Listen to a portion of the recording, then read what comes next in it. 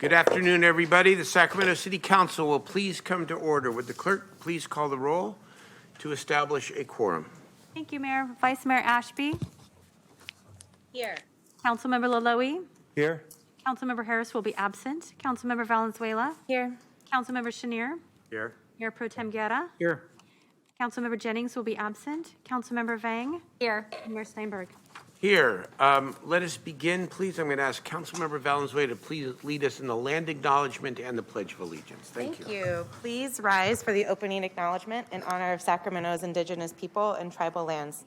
To the original people of this land, the Nisenan people, the Southern Maidu, Valley and Plains Miwok, Patwa and Wintun peoples, and the people of the Wilton Rancheria, Sacramento's only federally recognized tribe, may we acknowledge and honor the Native people who came before us and still walk beside us today on these ancestral lands by choosing to gather today in the active practice of acknowledgement and appreciation for Sacramento's indigenous people's history, contributions, and lives.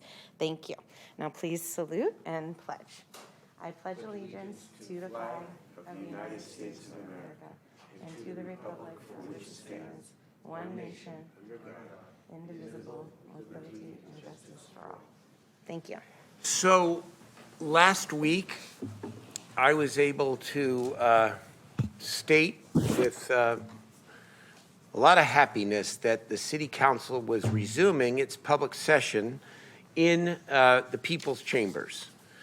And we decided to start slow and did not have the members of the public physically present, but participating by Zoom. This week, we return even more, I hope, to the way it was and the way that it should be, and that is to have our meeting here in the People's Chambers and to welcome the people back to the chambers. And it's a happy day to welcome you back because our interaction is the fuel that makes the city go. Clean fuel, by the way. And it's what keeps us. It's what keeps us on our toes. It's what gives us many of our best ideas, and it is an essential part of our civic life and our democracy. So I want to welcome everybody back and say that it's been a long 2.5 years, but hopefully this is the way it will continue to be for a long time, forever. All right. Members, let us begin with the consent calendar.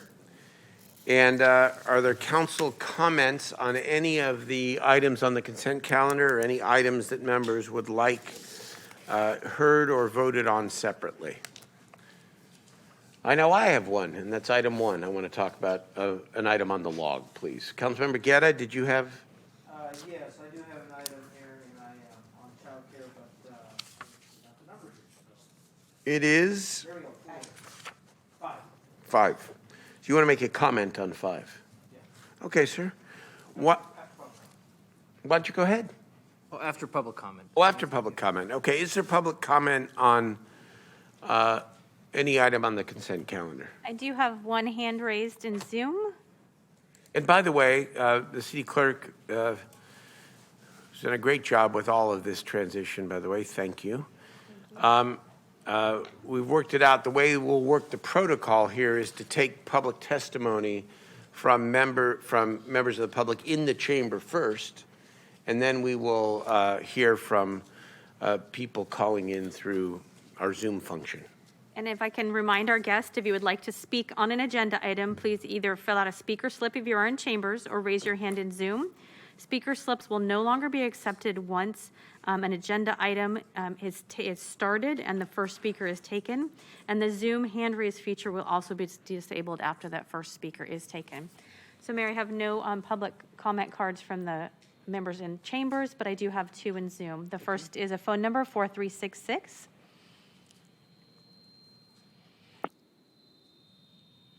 Mr. Davis, if you'll unmute. Yes, I'm calling about, this is Lambert Davis. I'm calling about number 5. Anytime I see ARPA funding, I'm really studying that. It talks about child care and it talks about two different groups that I've never heard of, and one's receiving 1.5 million, and the other one's receiving 800,000. I would like to get clarity on does this apply to District 2, specifically Del Paso Heights, because it's very vague. So that's what I have to say. Thank you for your comments. Our next speaker is Heidi Kaiser.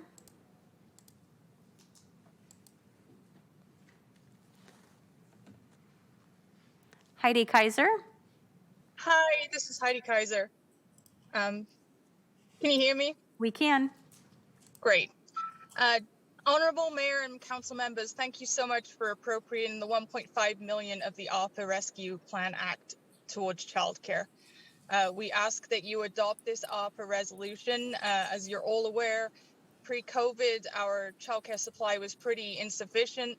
The pandemic has significantly worsened the situation. Childcare providers continue to experience devastating hardships. Facilities, like all other employers, are struggling to obtain and retain the staff they need to provide quality childcare. So members of the early care and education workforce tend to earn lower wages. Most of those early educators are women, primarily women of color, and a substantial number of them were born outside of the U.S. One center operating in Del Paso Heights opened during the beginning of the pandemic. Unfortunately, due to the ongoing pressures of the pandemic, last October, this program had to make the difficult decision to close their doors. Unfortunately, this story is far too common in Sacramento. Our childcare provider community continued to serve the families throughout the pandemic, so that essential workers could support our communities. Sacramento's families continue to struggle to access affordable quality childcare. The sharp rise in inflation has hit many of the poorer residents the hardest. We say that this financial support for providers would make a difference in the ability to open those childcare businesses and remain in operation. The provision of sufficient childcare is critical to building Sacramento's economy back better. We appreciate the city's proposal and support of childcare. Thank you so much for your time. Thank you for your comments. Our next speaker is Christina Zhang. Hello, I wanted to comment on item number 11. Item number 11 is not on the consent calendar. Well, you'll need to raise your hand when that item starts. Yes, I will do that. Thank you. Mayor, I have no more speakers. Okay, thank you very much. Councilmember Guerra, your comment on item 5, then I have a comment on item 1, and then we can take a motion and hopefully dispense with the consent calendar. Go ahead. Thank you, Mr. Mayor. Well, one, it gives me great pleasure to move the consent calendar with item 5 along with the other items here because this is a great culmination work of our city staff, the Coalition of Child Care and Early Childhood Education Providers. We've been meeting regularly now for a number of months to talk about how we address this major challenge that we're having in our, not only just our city, but our region.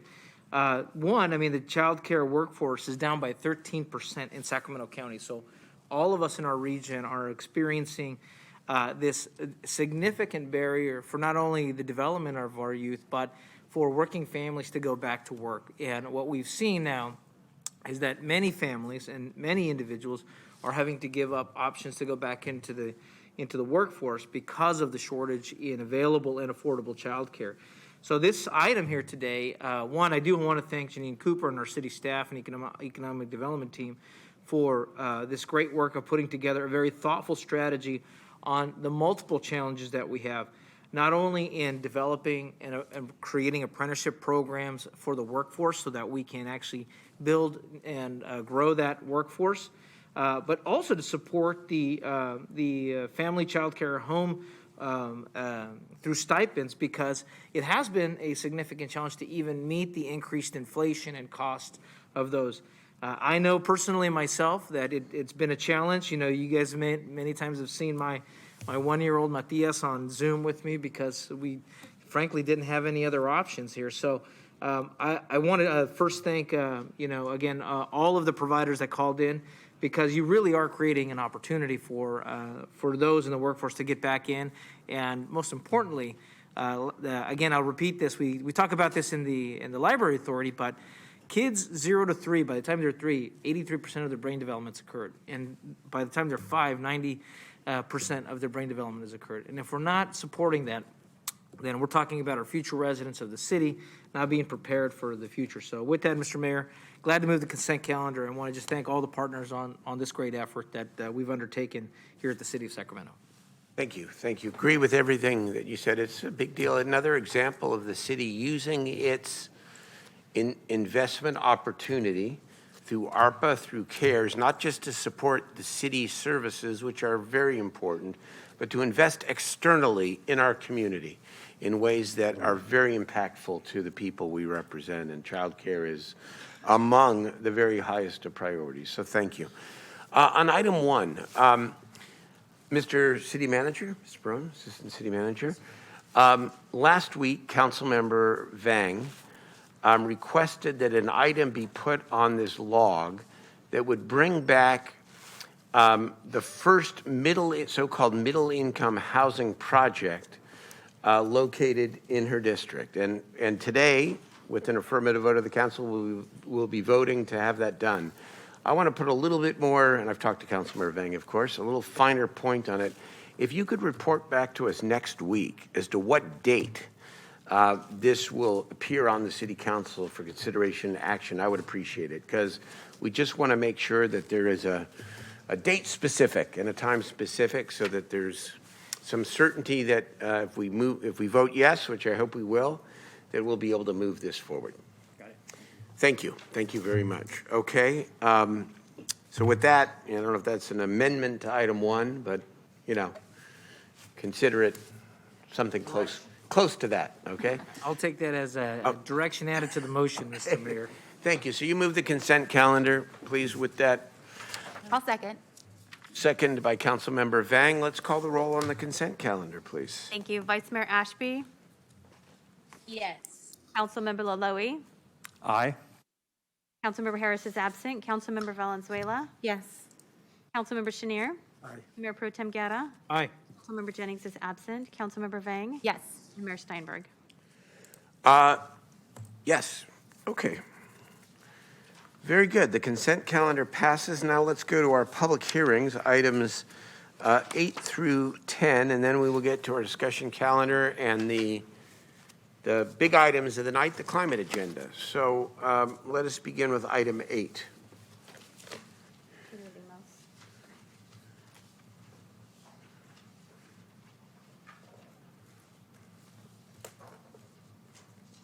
Good evening, Mayor Steinberg, members of the City Council. I'm Peter Lemos, Code Housing Enforcement Chief with the Community Development Department. The items before you are the neighborhood code compliance and housing in dangerous buildings case fees, penalties, and special assessments and/or personal obligation. I would like to present items 8 and 9 concurrently, if that's okay. The housing and dangerous building case fees, staff report lists an amended total of 70 properties with a total of $82,495.09 of unpaid fees scheduled for liens against the property. 3 properties listed in Exhibit A of the staff report have set up payment plans and/or been paid in full and are identified as items numbers 26 through 27, 48 through 50, and items 89. Item 9, the Community Development Department Administrative Penalties and Neighborhood Code Compliance Fees staff reports lists an amended total of 209 properties with a sum of $510,961.90 of unpaid fees and penalties scheduled for special assessment and/or personal obligations against the property.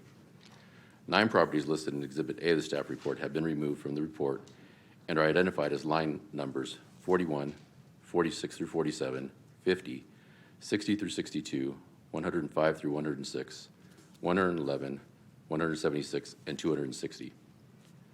1 property listed in Exhibit B of the staff report has been removed from the report and is identified as item number 4.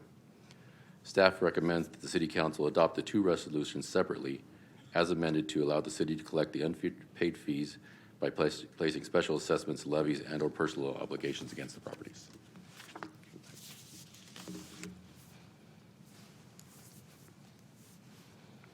All right. Do we have any public testimony on the item? So Mayor, I have no speaker slips and I have no hands raised in Zoom. Okay, then I would take a motion to open and close the public hearing and to move one item at a time here, right? Or can we take them together? We should take them separately, please. Let's take them separately. Item 8, motion to open and close the public hearing by Councilmember Laloe. And a second by Second. Councilmember Valenzuela. Please call the roll. And that was opening and closing the public Yes, hearing, that's correct? of course. That's Thank what you. Vice Mayor Ashby, Yes. Councilmember Laloe, Aye. Councilmember Harris is absent, Councilmember Valenzuela, Yes. Councilmember Chenier, Aye. Mayor Pro Tem Guerra, Aye. Councilmember Jennings is absent, Councilmember Vang, Yes. Mayor Steinberg. Yes, that passes. Item 9, Councilmember Lowe, you want to open and close the public hearing and move this item, please? Open and close the public hearing and move the item. Second by Councilmember Valenzuela. Please call the roll. Vice Mayor Ashby, Yes. Councilmember Laloe, Aye. Councilmember Harris is absent, Councilmember Valenzuela, Yes. Councilmember Chenier, Aye. Mayor Pro Tem Guerra, Aye. Councilmember Jennings is absent, Councilmember Vang, Yes. and Mayor Steinberg. Yes, that passes. Thank you very much, Ms. Dumas. Appreciate it. We will now move to item 10, the Dutch Brothers on Freeport Boulevard. Who's presenting on this item, please? Mayor, Yes. this is Councilmember Ash. Sorry. Yes, Quick hi. Hi, question. Vice Mayor. Sorry, I am remote because my daughter has the sniffles, and out of an abundance of caution, I am just trying to make sure I don't get any of you sick. But since Thank my you. eyes are not in that room, I need to ask you a question. Has Michelle Smyra walked through that door? I'm trying to see if I see Michelle. Are you here? She said she was parking on her way in. I think she's on her way in, but she's not in yet. She texted me that she is just outside of City Hall trying to Okay. get in. So this So is you- her item, Mayor. Yeah, she's the project proponent, Yeah. and so you Yeah. want her to testify. That's fine. Why don't we hear the staff presentation, and maybe by that time she will come in, and if not, we can always not continue it to another meeting, but take it after the climate. Yeah, take the next turn. That'd be great. Maybe if you see her come in, Mayor, you. Yes, I will. We Bye. will. I got you. Thank Go you. ahead. Okay. Thank you. Good evening, Mayor Steinberg and council members. My name is Angel Anguiano, and I'm the project planner for item 10 at Dutch Bros Coffee at Freeport Boulevard. I'd like to quickly mention that condition number C7 in the resolution should read hours of operation from 6 a.m. To 10 p.m. Just housekeeping items there. The applicant is proposing an ordinance amending Title 17 of the Sacramento City Code to rezone one property totaling 1.13 acres from the limited commercial zone and executive airport overlay to the general commercial zone and executive airport overlay. A resolution adopting a conditional use permit for a drive-through restaurant and site plan design review for a 1,154 square foot coffee shop. The project went to the Planning and Design Commission on June 23rd. At the hearing, the commission heard public testimony from adjacent neighbors expressing concerns with lighting, noise, and loss of privacy that would be generated from the project. Staff reviewed those comments received and worked with the applicant to include additional conditions of approval addressing those concerns, including additional landscaping for screening and light shielding cutoffs, preventing light spillover to adjacent properties. The Planning Commission approved the project and forwarded a recommendation of approval to City Council this evening. The proposed project, public hearing notices were sent out to surrounding property owners, neighborhood groups within the project site, and staff did not receive any additional comments and deems the project non-controversial. Staff is recommending approval of the project today and recommends that the City Council approve the project this evening. That concludes my presentation. Thank you. All right. I don't think Ms. Smyra, the project proponent, has been able to get here yet. Vice Mayor Ashby, is it, however you want to proceed, if it's controversial, do we have a lot of? It's, Mayor, it's not in my district, so I'm sure some council member up there is probably ready to speak to it, but it's a great project. I know she's put a lot of effort into it. I'm sure there's a council member up there that's been working with her, but I'm This is your happy district. to move or second it for whoever that is. Okay, it's Councilmember Schnier's district, right? It's my district. It's Councilmember Vang's Yeah. district. That's what I meant. So, yeah, I'll open and close the hearing. I really appreciate staff working with Michelle to get this moving, and so New district. I'll open and close the hearing on this item. I'll second. Yeah. Okay, so, and no public testimony. That's Okay, Yeah, I would just say, if I can really quickly, we went through a very similar process with the Dutch Brothers on Stockton Boulevard. I don't believe Councilmember Guerra nor I have received a single complaint since it's gone in. It's done very well. And I would assume this would be the same. So I'm happy to support this. okay. Vice Mayor, just checking in with you. Is there any reason to delay the vote here? Nope, I don't think so. Sounds good. I appreciate council members thing and Schneer, me too, have a Dutch Brothers that went up similar issues in my district.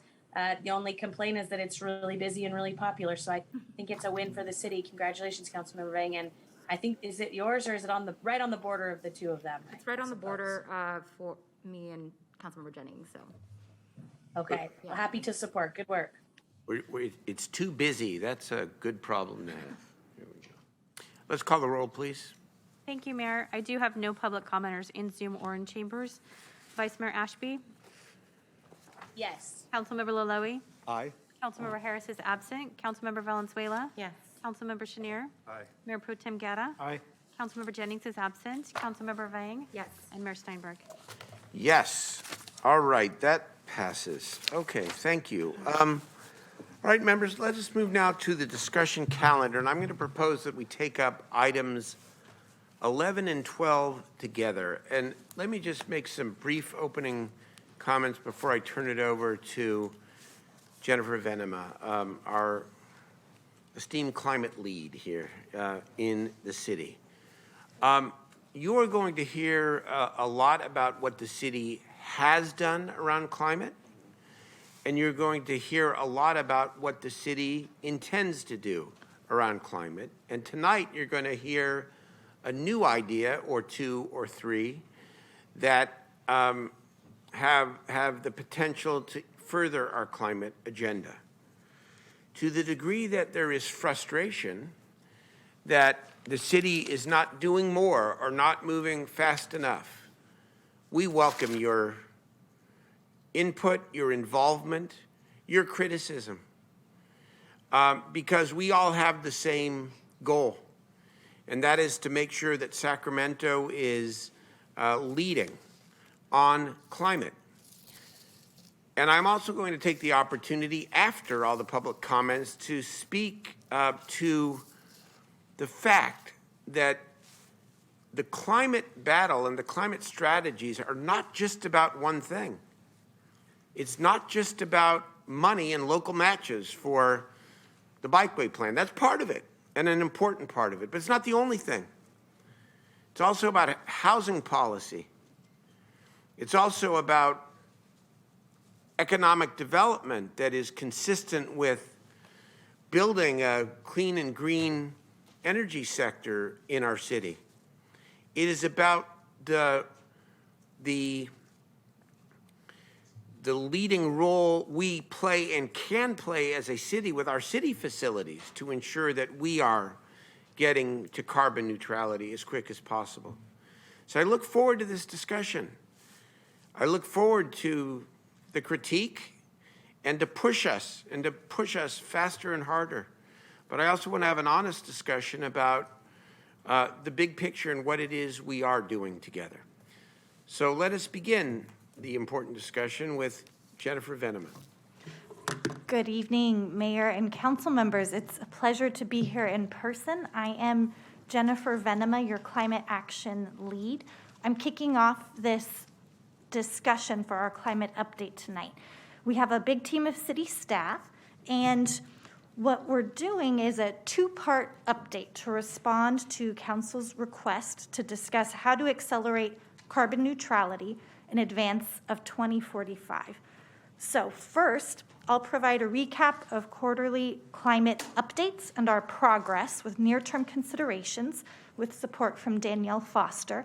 And next, I'll be turning it over to Matt Hurdle for part 2 of the presentation, where we will look more towards carbon neutrality mid to long term. So with that, as a reminder, it was in October of 2020 that we elevated climate action into the city manager's office. So we have 2 staff members, myself and the wonderful Layla Atala in our Office of Climate Action and Sustainability, to really move forward the council's directive on providing leadership and ensuring that we're meeting council's goals, moving fast to address the climate crisis. But importantly, it's not just the two of us in the city manager's office.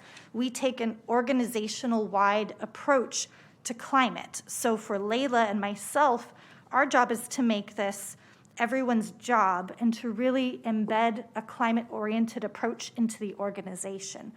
As you can see in green on your screen, we've identified the city departments and teams that are working with us towards our climate goals in implementation and in policy.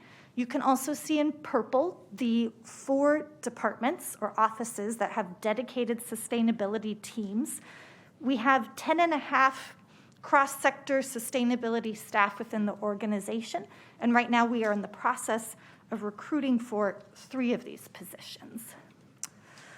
And in terms of what we've been doing and what we're reporting on today, the priority early climate action items were identified in the climate work plan, which serves as that early game plan and high impact strategy, which we brought forward before the longer term climate action plan was completed. To fund these early items, City Council allocated a one-time $4.4 million allocation. And with that, we're building that strong foundation for sustained progress and implementation. In the climate work plan, we cover 10 areas. So to the mayor's point, when we're talking about climate, it's not just greenhouse gas reductions, but it's really building the broader foundation with our partners, both within the city organization and external to the organization as well, ensuring that no communities are left behind. So moving forward with this holistic approach, we'll touch on that a little more later in terms of how that plays into the climate action and adaptation plan. But first, we're here to talk about what we've done since we last saw council last quarter. And we have been busy. We're proud to report that there's been some big accomplishments above and beyond what we identified in the work plan, which we'll highlight for you now. And to help me share these successes, I'm going to hand it over to Danielle Foster to share how we've been moving forward. Thanks, Jennifer. Good evening, Mayor and City Council. As Jennifer said, I'm Danielle Foster. I'm the Housing Policy Manager for the city. And we are so excited to be working in partnership with the Climate Action staff. Within our city housing work, in partnership with SHRA, SMUD, and our local affordable housing developers, we've been able to get an early kickstart on incorporating electrification and other energy changes into our affordable housing efforts to work towards our carbon neutrality. Tonight, I'm excited to highlight 2 areas of accomplishments, one related to our affordable housing development side, and the other related to programming. Within the development side, in our multifamily developments, we've proactively worked with developers to ensure that approximately 450 units of affordable and transitional housing units that have either come online already or are in process will include the all-electric component even ahead of the city requirement. The city-led home key projects that we did in partnership with St. John's Program for Real Change and Weave not only demonstrated faster housing development at a lower cost per unit, but also ensured fully electric units for those transitional and permanent housing units produced. Current pre-development work on the Step Up in Sacramento project in District 5 that we're receiving from Lennar will also incorporate all-electric panelized housing product that, because it's built in a factory, also has a much lower amount of waste that's produced through that construction process. So that's also supportive of our goals related to climate. Mercy's 200 units on Stockton and District 6 that's about to have their groundbreaking will also incorporate this all-electric component, as well as the rehabilitation work that they're doing at the Capitol Park Hotel in District 4 that will provide 134 fully electric residential units as well. Even though it's a rehab project, they've been able to incorporate that with the residential component. Programmatically, on our home repair program work that we're about to initiate around the Aggie Square project, using the $10 million allocated from the city and UC Davis related to housing anti-displacement measures around Aggie Square. Housing and climate action staff have teamed up to pursue additional funding to further our climate goals as part of these projects as well. So far, we've received an additional $60,000 in private grant funding that we're going to use towards full electrification of some spotlight units for low-income homeowners that we're able to then do a full electrification for in partnership with SMUD. And we are also currently in application for another $350,000 to expand the use of heat pumps within these retrofit projects for low-income homeowners. It's truly exciting to find these opportunities with our climate action staff and further our goals and ensure that all of our residents have access to the changes that we're trying to make related to climate. So thanks for the opportunity to share, and I'll turn it back over to Jennifer. Thank you very much. Thank you, Danielle. And so to quickly move us through building on all of the great work with housing, we're also thinking about transportation. And here, another remarkable win was an example of great regional success. $50 million was awarded for construction of improvements at the Sacramento Valley Station, including regional bus layover charging and EV charging in partnership with a long list of regional partners. This is an example of success when we're working together. Plus, with our team in Public Works, we've had great success also advancing on the planning side, securing $1 million in Caltrans planning grants to help position the city for more state and federal investment in active and public transportation. And lastly, we're leading by example in our own city facilities and operations. The Department of Public Works has worked with SMUD to complete no-cost audits at 5 city fire stations for energy-saving retrofits and electrification opportunities. Also, because council allocated us funding for retrofits with that pot of funding set aside, we're able to quickly integrate some LED lighting retrofits at a fire department building on your screen, the Cole building, where the opportunity arose with an unexpected vacancy from the HVAC system going down. Additionally, as you may have heard, we were just recently recognized by the Institute for Local Government through the Beacon Award program, because in our city facilities, we have cut natural gas use by 41% since 2005. Staff are also moving forward, procuring an all-electric refuse truck. You'll hear more about that, and continuing to work, especially with SMUD, to seek grant funding to accelerate and leverage with city resources.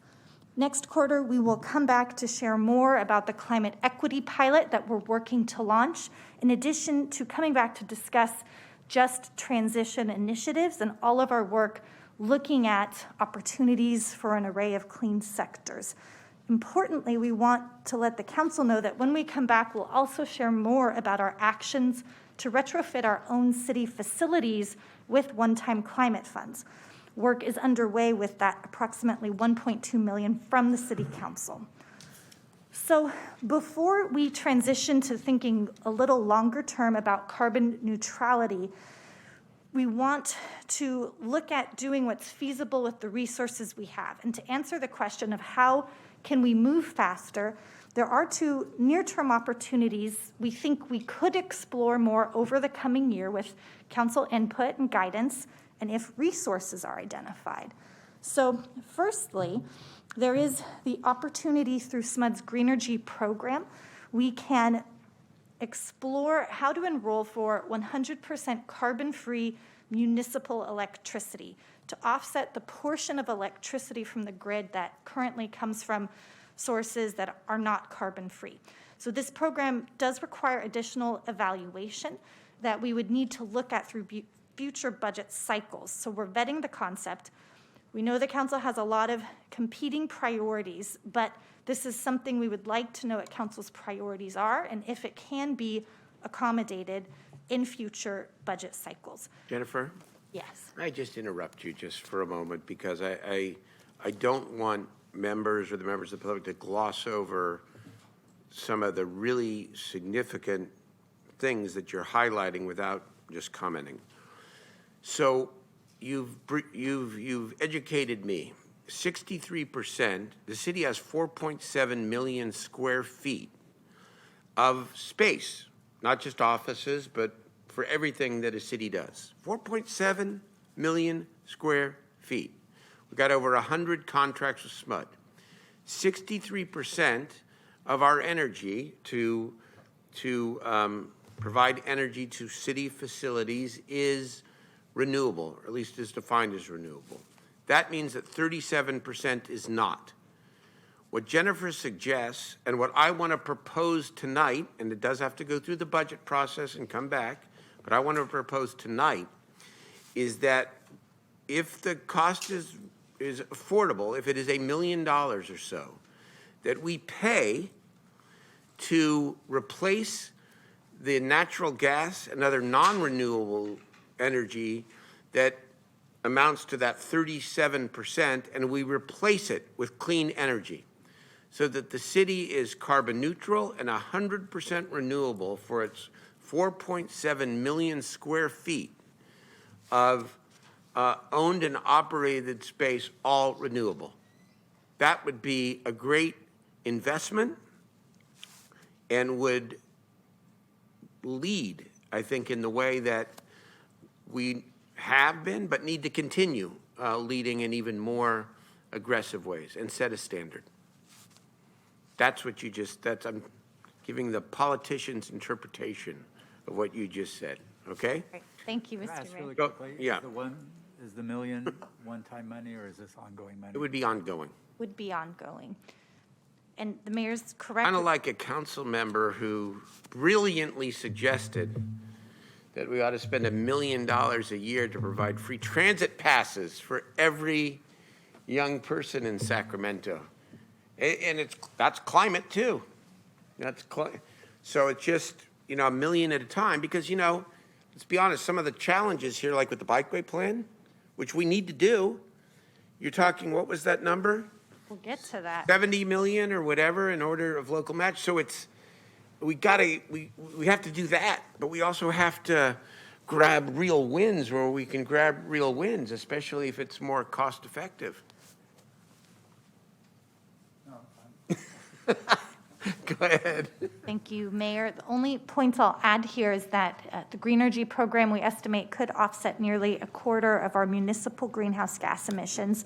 Also, we just want to acknowledge for that 4.7 million square feet of city buildings, there's also direct building investment needs for things like retrofits and improvements to our buildings. We're working on those estimates. And just a reminder, we have a big city fleet, so we'll touch more on those other opportunities here shortly. Very briefly, I want to point here again to what you heard from Danielle, that we have worked together to try and bring climate into other city programs.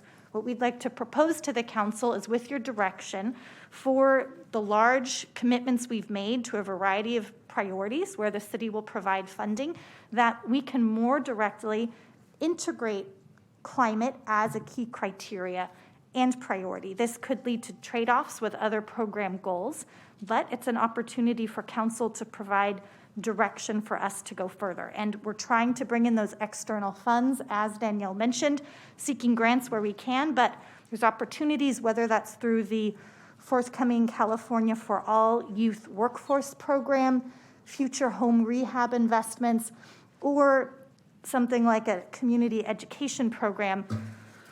There's a lot of opportunity to consider. And so with that, to conclude the presentation on what we've accomplished, we want to affirm that work is underway and ongoing. We look forward to our continued collaboration to move forward. And with that, we are going to be transitioning to part 2 of the presentation. Not yet. And moving straight into item 12.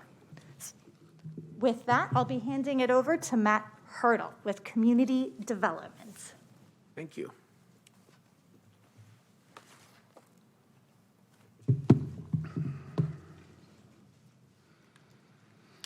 All right, good evening, Mayor and members of City Council. I'm Matt Hurdle from the Community Development Department. Excited to be in here in person with you as well. on this workshop on accelerating carbon neutrality. Taking significant action to reduce our greenhouse gas emissions takes tremendous collaboration between city departments, and this evening's workshop about achieving carbon neutrality will be no exception. Joining me this evening is, of course, Jennifer Venema, as well as Ryan Moore from the Department of Public Works. We've all been working closely on developing the Climate Action Plan and implementing the key actions. Our collective teams are energized and motivated to advance this critical climate work. As a recap, per Council's request, a preliminary draft of the Climate Action Plan, or CAP for short, was released on July 1st for an initial 30-day review.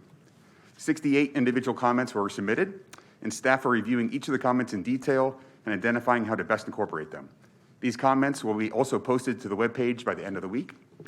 And the team also continues to prepare the rest of the draft Sacramento 2040 documents for public review, including the draft 2040 general plan, 10 community plans, the full draft climate action and adaptation plan, and the draft master environmental impact report.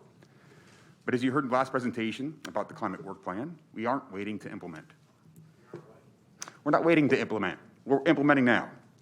And in fact, since 2005, the city has achieved a 20% reduction in our community-wide emissions, and leading by example with a 28% reduction in our municipal GHG emissions, with significant reductions in energy use and GHG emissions from our vehicle fleet. The key GHG emission reduction measures from the CAP are being implemented ahead of the completed plan. And tonight's presentation will include specific examples of how the city of Sacramento continues to be the region's leader in climate action. Our goal is clear: to reduce our greenhouse gas emissions as quickly as possible and to achieve carbon neutrality.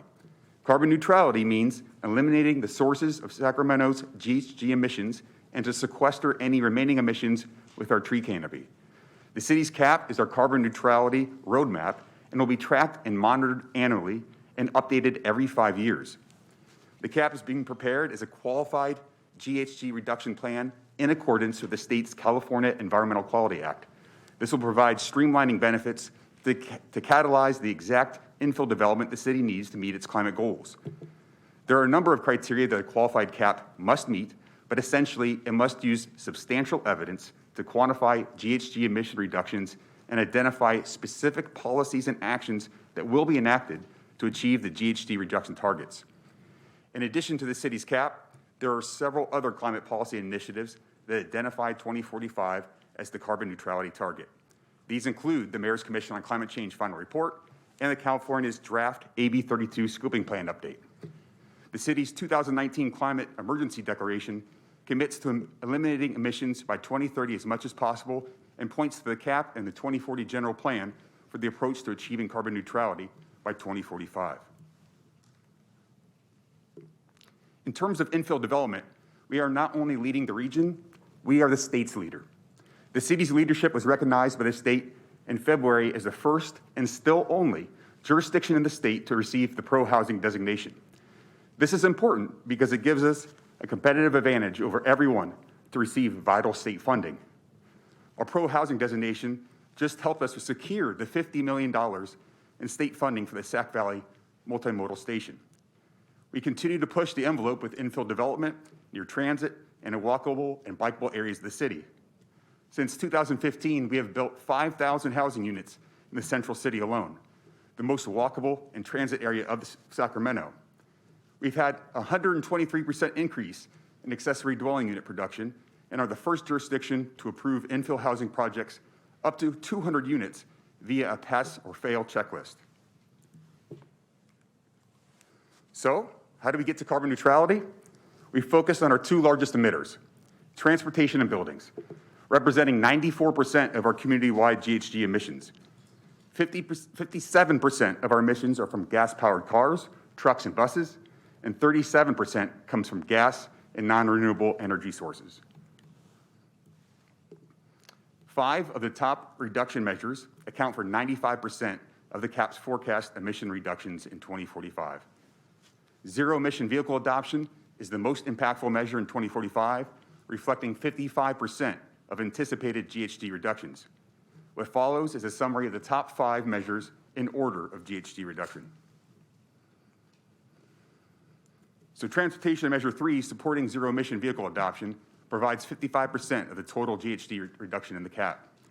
This measure includes various actions the city is taking to ensure that Sacramento has adequate zero-emission vehicle, or ZEV, charging infrastructure. The target to achieve 100% ZEVs by 2045 leverages Governor Newsom's executive order, which directs the state to require that by 2035, all new cars and passenger trucks sold in California must be zero-emission vehicles.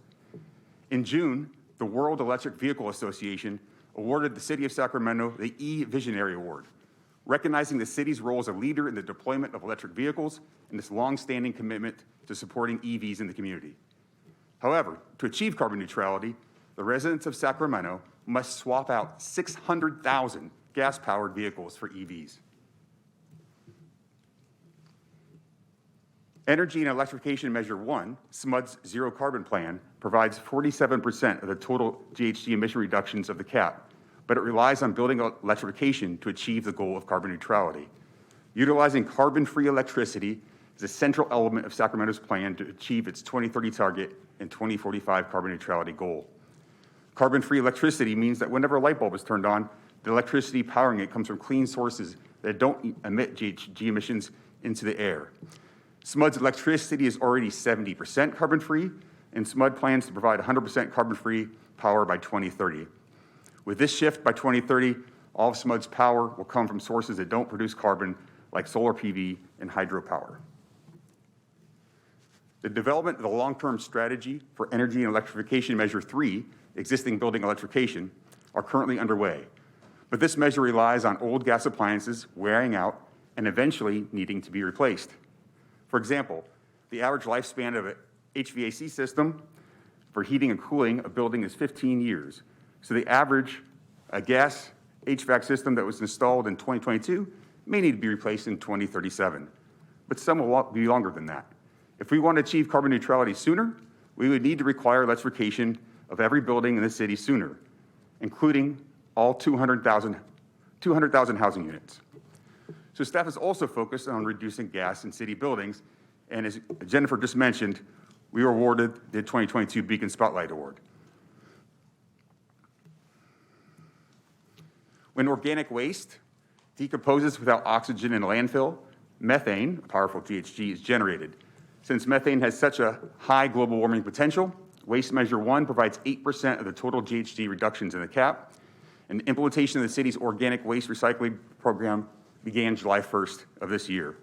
This involves diverting organic waste from landfills into biodigesters to keep methane from landfill gas out of the atmosphere.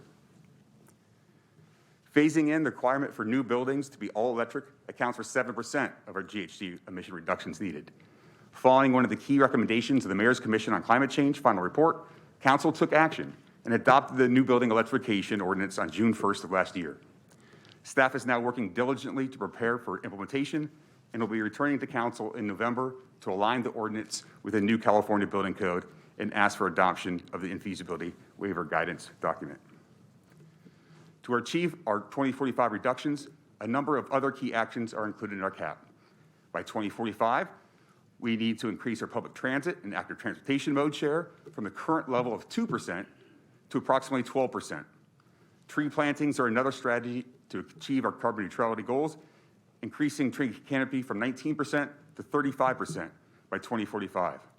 With that, I'll hand it back over to Jennifer to discuss what it could look like to accelerate climate action beyond what is identified in the cap. Thank you. Thank you, Matt. As Matt just teed up for us, carbon neutrality focus to achieve this really involves hitting on our two biggest sources of emissions, the transportation and the building sectors, 94% of our emissions. Other actions are helpful and critical, but they're not going to be necessarily the silver bullets or biggest solutions. So this is the path that the CAP builds out for you. Building on what was presented, accelerating carbon neutrality means moving up the timeline for buildings and vehicles, getting to zero emissions faster. So no emissions from buildings assumes SMUD's full implementation of their zero carbon plan with electricity from carbon-free sources. The switch of all gas appliances and buildings to all electric, as Matt noted, plus eliminating emissions from vehicles. And in the context of our own city-owned and operated buildings and the city fleet we control, that's about 400 buildings, over 2,500 vehicles. So there's a lot of work ahead. It means big metrics. And again, as you heard, that means more than 200,000 buildings that need to be converted, and accelerated timelines likely mean more subsidy and support would be required beyond incentives that are available. Again, we have about 600,000 vehicles registered in city limits. And to focus back on the specificity of what we can directly enact for our own facilities and operations, we know there's a lot of funding need. So for illustrative purposes, for city-owned buildings alone, those 500 buildings, nearly 5 million square feet, to retrofit those means heat pumps, replacements of water heaters, HVAC replacements, and more. This would be getting gas out of the city-owned building stock. We still have to develop precise estimates, but we're expecting that that's in the hundreds of millions of dollars just for the buildings that the city owns. Looking to the city fleet of, again, upwards of 2,000 vehicles. Right now, today, we estimate that for the 5-year fleet replacement plan, we have a $5 million need for infrastructure, for chargers that is not funded to support 200 light-duty vehicles that our team is queued up to replace with electric alternatives. We have a much bigger gap. That would only get us to about 30% of our fleet as zero emission, but if we were to fully electrify the city fleet, our ballpark estimates could put that at closer to $30 million. And we have that's $30 million to support the light-duty fleet. Doesn't even get our hands around the heavy-duty fleet infrastructure. So I know that's a lot of numbers and a lot to think through, but what we want to emphasize again is we have a strong path through many of the strategies in the CAP. For carbon neutrality, the CAP commits to ongoing updates to the plan on a 5-year basis to continue to monitor as resources and opportunities evolve. There is a gap that has to be closed still that we'll be tracking towards, and it's about 8% of the total reductions that we need, where we don't have a clear, substantiated path to meet the CEQA criteria that we're trying to get towards with the Climate Action Plan. So the point of this slide, I just want to emphasize that to get to carbon neutrality, we really need all of the measures proposed in the Climate Action Plan, plus more.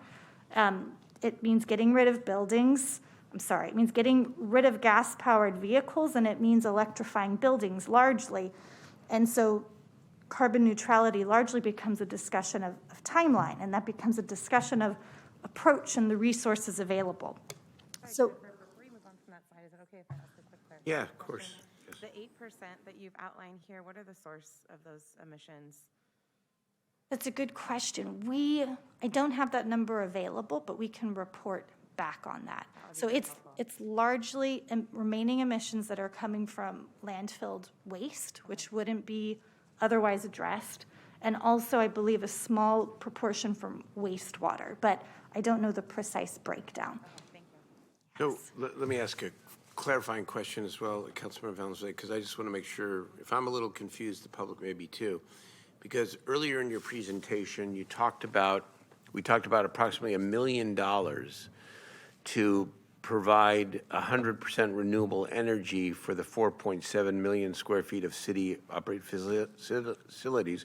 And then you said, if I heard it correctly, to get to 100% electric in city-owned buildings or city-operated buildings, that's tens of millions or hundreds of millions of dollars. So Can you distinguish between? Yeah, the distinction being, number one, for Greenergy, we're looking at purchases from SMUD. So what's the power mix of our electricity? And for whatever is not currently renewable, they'll offset it with clean power produced elsewhere. It doesn't change what we're using in our buildings. On the other side, the hundreds of millions of dollars, so City Hall, for example, the hot water sink in the rooms over here for your food. There's gas being used in the building to generate hot water. Right now, that gas comes from PG&E. So even though we can opt into full renewable power for this building, there's still gas. So the hundreds of millions comes from not just opting for credits with SMUD, but it comes from actually replacing equipment like HVAC systems, heat pumps, and the related retrofits that would likely be needed. Thank you. I think that was an important explanation to distinguish the two. Thank you. Thank you for asking, Mayor. So we'll just touch here on thinking about the approach to carbon neutrality. There's a variety of ways we can think about these emissions. So first, we could focus on just moving with speed on the quickest path. That would mean focusing on the largest sources of emissions, and largely those areas where we have regulatory control or ability to move quickly. Or moving clockwise here on the figure, we could focus on a co-benefit approach to prioritize things like active transportation, such as prioritized the Mayor's Climate Commission modal hierarchy, reducing VMT, improving community health, even though it's not the largest or most impactful GHG reducing strategy. There's other important benefits. Next, as we touched on just now a little bit, for those emissions, as Councilmember Valenzuela asked, which aren't otherwise reduced through other strategies, to get to carbon zero, we would need a strategy to offset them, in theory with credits elsewhere. We haven't included that in our climate action plan. We're really trying to stick with that substantiated CEQA criteria, but that could be a question to explore to move faster. And lastly, as council's given feedback, we're taking a really equity-driven approach. So this means more emphasis on mitigating climate impacts, more time for outreach and in-language engagement, and maybe prioritizing things that don't have an immediate GHG reduction benefit. Also, one example here, the city is partnering with SMUD to support work by the California Asian Pacific Chamber of Commerce Foundation to conduct electrification outreach. So it's an example of trying to take a more in-depth outreach engagement approach rather than rushing to electrify certain sectors. With that, we just need to touch briefly on costs as we think about carbon neutrality. We've talked a little here about it already. There's upfront costs, there's ongoing costs, but also think about it in terms of potential risk avoidance in the future and ongoing cost benefits. All of that said, there's a big outstanding gap. And some of those actions that may be more feasible for the city, like policies or regulations with lower direct or upfront cost for our agency, could have higher ongoing costs or upfront costs to the community, if not offset, with external sources. We're just going to note here briefly that we know more resources are becoming available, including the remarkable $369 billion commitment through the Inflation Reduction Act, which will provide money to homeowners, to businesses, potentially agencies like ours. We're still digging into this. This is on top of the state's $54 billion five-year commitment for climate. So there's opportunity. All that money doesn't show up here. We often have to work for it. And to help us understand that, I will transition to Ryan Moore, our Director of Public Works. Thank you, Jennifer. Good evening, Mayor and Council. I'm Ryan Moore. I'm Director of Public Works.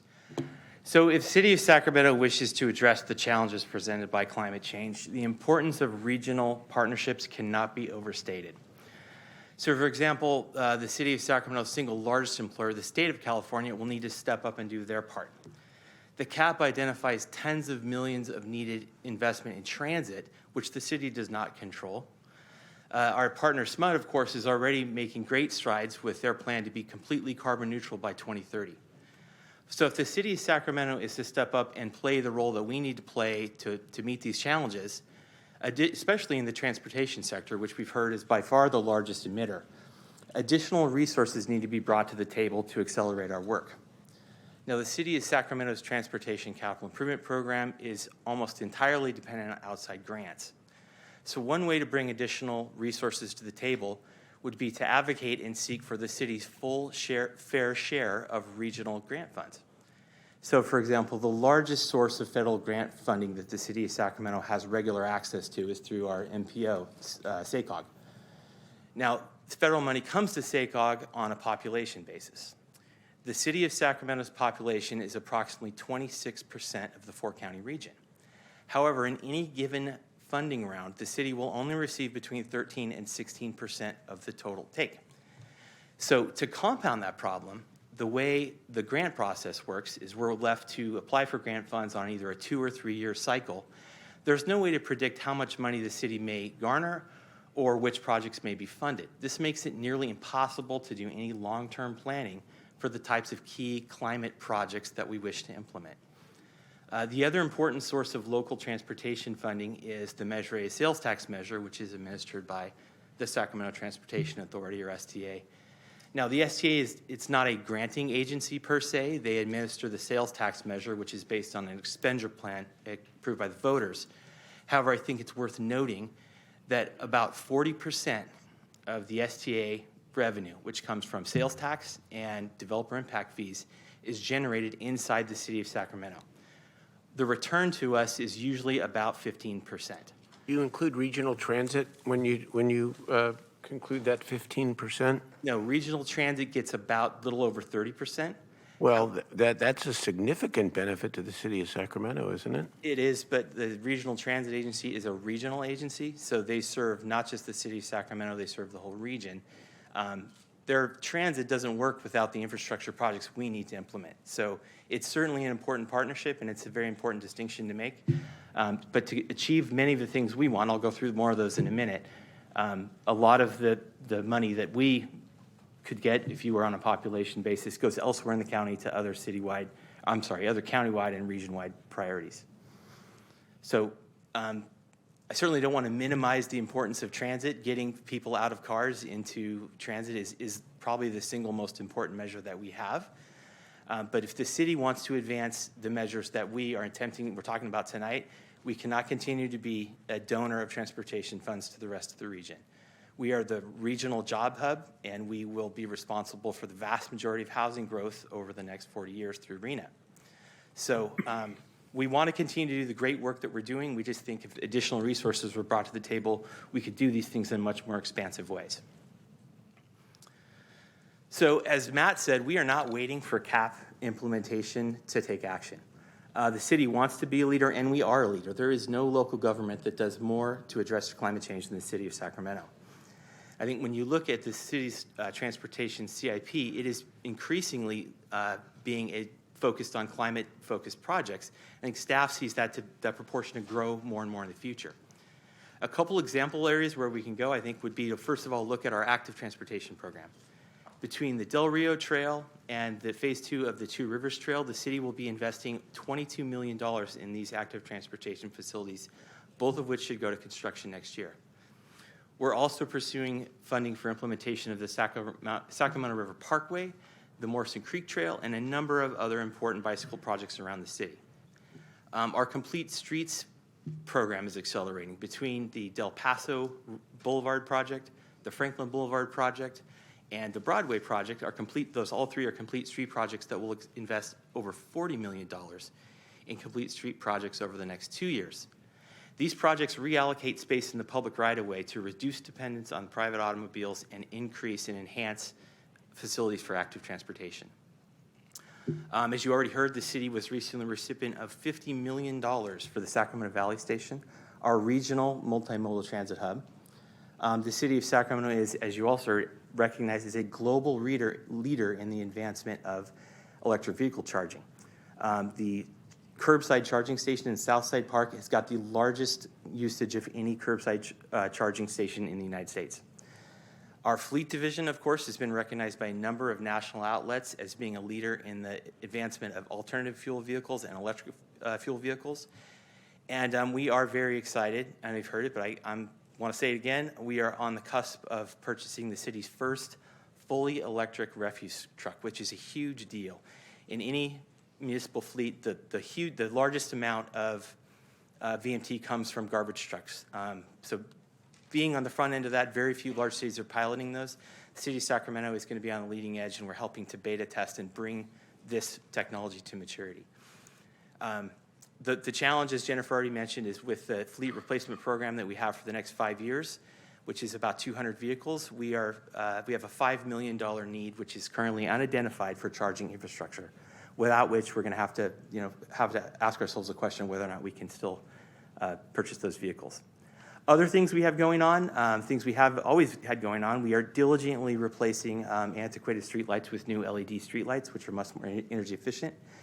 Drought-tolerant retrofits for publicly owned landscaping, and of course, as you heard, the organics waste program.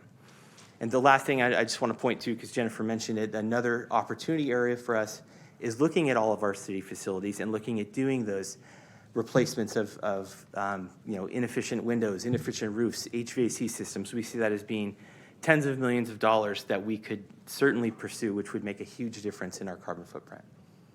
So with that, I'll pass it back over to Jennifer. Thank you again. We're in the home stretch. This is the last up and down you'll see before we turn it over for your discussion. Really looking forward to it. So, Public testimony first. that's right, step by step. But what the point is here, I think we can all agree on that the resources, the approaches we have, we're doing a lot, but they're not getting us there fast enough. And something will need to change if we're to accelerate our climate progress. Ultimately, we're moving forward in a way that balances our priorities with the resources that we have, but moving faster requires more resources.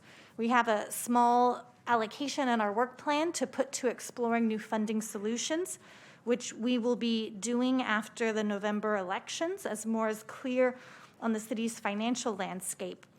But achieving carbon neutrality can't be achieved without new significant resources. Again, we estimate a minimum of over $3.2 billion for climate action plan implementation.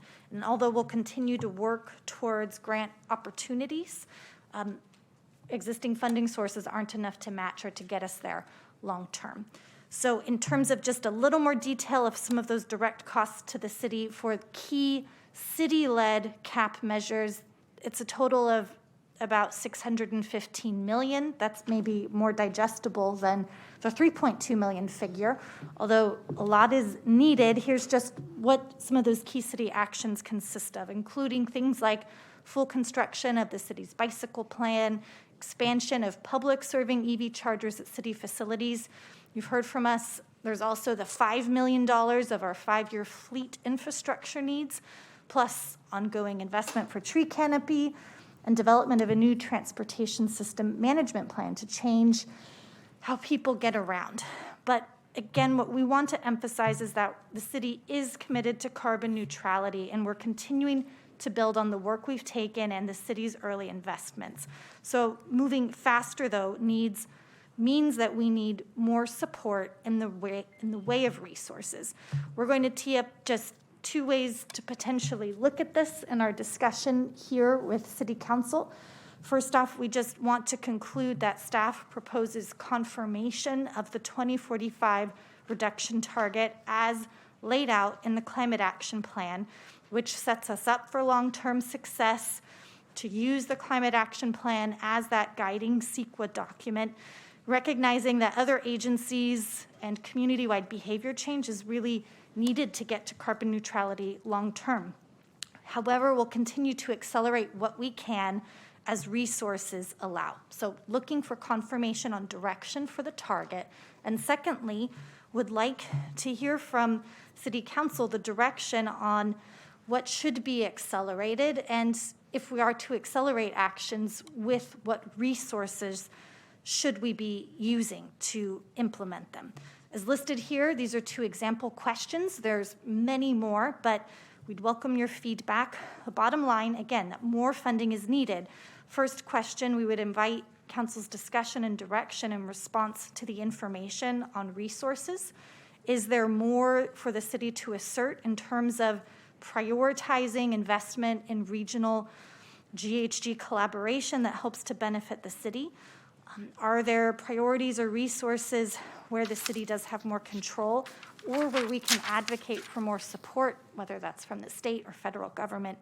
And the second question here is, can we do more to really work with some of key partners whose land and operations we don't control, like the state, to take a more active role, whether that's accelerating their own retrofits and fleet replacements, or other actions like helping to build out the transit network, because ultimately they're big contributors to our local emissions. So we'll continue to advance what we can, and we look forward to your feedback on where we go from here. Thank you for your attention. Thank you for a very comprehensive report. I think this is the most robust report we've had among many, because it really laid out all the various strategies. And I know I got questions and comments and suggestions, and I know my colleagues do as well. But let's hear from the public. We have, I think, 19 people. 30 speaker slips. 30 speaker slips, and how many online? That's 30 total. 30 total. Okay. Well, let's begin hearing from the public, please. Thank you, and I would like to remind members of the public, if you'd like to speak on this agenda item, if you're in council chambers, please fill out a speaker slip. If you're on Zoom, please raise your hand. After the first speaker is taken, we will no longer accept speaker slips, and the raise hand feature in Zoom will be disabled. So I'll read out the first couple. The first speaker is Rosie Jacob, then Don Forrester, then Igna Olson. Rosie? And the two others that the clerk called, please line up so that we can move efficiently. Thank you. Hi, Rosie Jacob. I'm in District 7. And I just wanted to pose a question. Jennifer. The 1 million versus tens of millions for the electrification of buildings and whatnot in the city, is that analyzed as an excess of what it costs to do replacement at burnout? When I talk to members of the public about electrifying their homes, I usually frame it in terms of what's the difference between when you replace your HVAC, period, versus your HVAC with a heat pump. And that's the difference to be focused on, not the total cost, because we replace things anyways. So that's a question. Another is, given the Inflation Reduction Act, the city's goal or city's outreach is incredibly important at this time. There are rebates available for solar, there's the tax, all of this stuff. And this can happen with the city's citizens. And the city should evaluate what their role should be in getting that outreach done. Because it's not, people don't just magically know about this stuff. It sometimes takes some outreach. And consider whether the permitting process can be part of that outreach. So when people are doing upgrades to their homes, can the city engage right away in letting people know what's available to them? As a way of increasing the number of things that they do. And I see I have 20 seconds left, so my last thing is check out the city of Petaluma. They banned gas stations, and they did it with a study, but their goal is to long-term accelerate the switch from gas to electric vehicles. Thank you. Thank you for your comments. Dan Forrester? I appreciate your time and the opportunity to speak. I'm Don Forrester. I'm a retired family medicine physician who has lived in Sacramento for over 47 years. I'm in my third career as an educator with the Renaissance Society at Sacramento State University and a climate activist. I was asked to speak on behalf of Extinction Rebellion, which has 3 demands. The first one, tell the truth. You have already done. Congratulations. You've declared the emergency. The second demand is zero carbon by 2025. We obviously support 2030 as a preferred to 2045. Citizens' assemblies as the third demand to guide policy and ensure a just transition. Citizens' assemblies have been used around the world. Unfortunately, in this country, the best example might be the Base Closure Commission, which did close bases in this country. I'm a proud member of Extinction Rebellion America's local Sacramento chapter.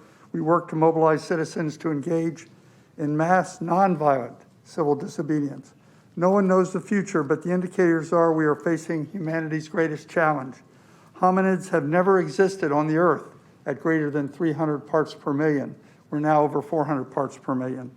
The last time carbon was at this level in the environment, the oceans were 60 feet higher. I'm speaking to you at 25 feet above sea level. Something to think about. I worry for the well-being of my children and grandchildren. I encourage the City Council to act to get to net zero as soon as you can. I appreciate your challenges. I wish you the best of luck. Thank you for your time. Thank you for your comments. Next speaker is Igna Olson, then Ann Amato. Yes, my name is Inga Olsen, and I'm with the Sacramento Climate Coalition, and we help to influence you to pass the Emergency Climate Declaration.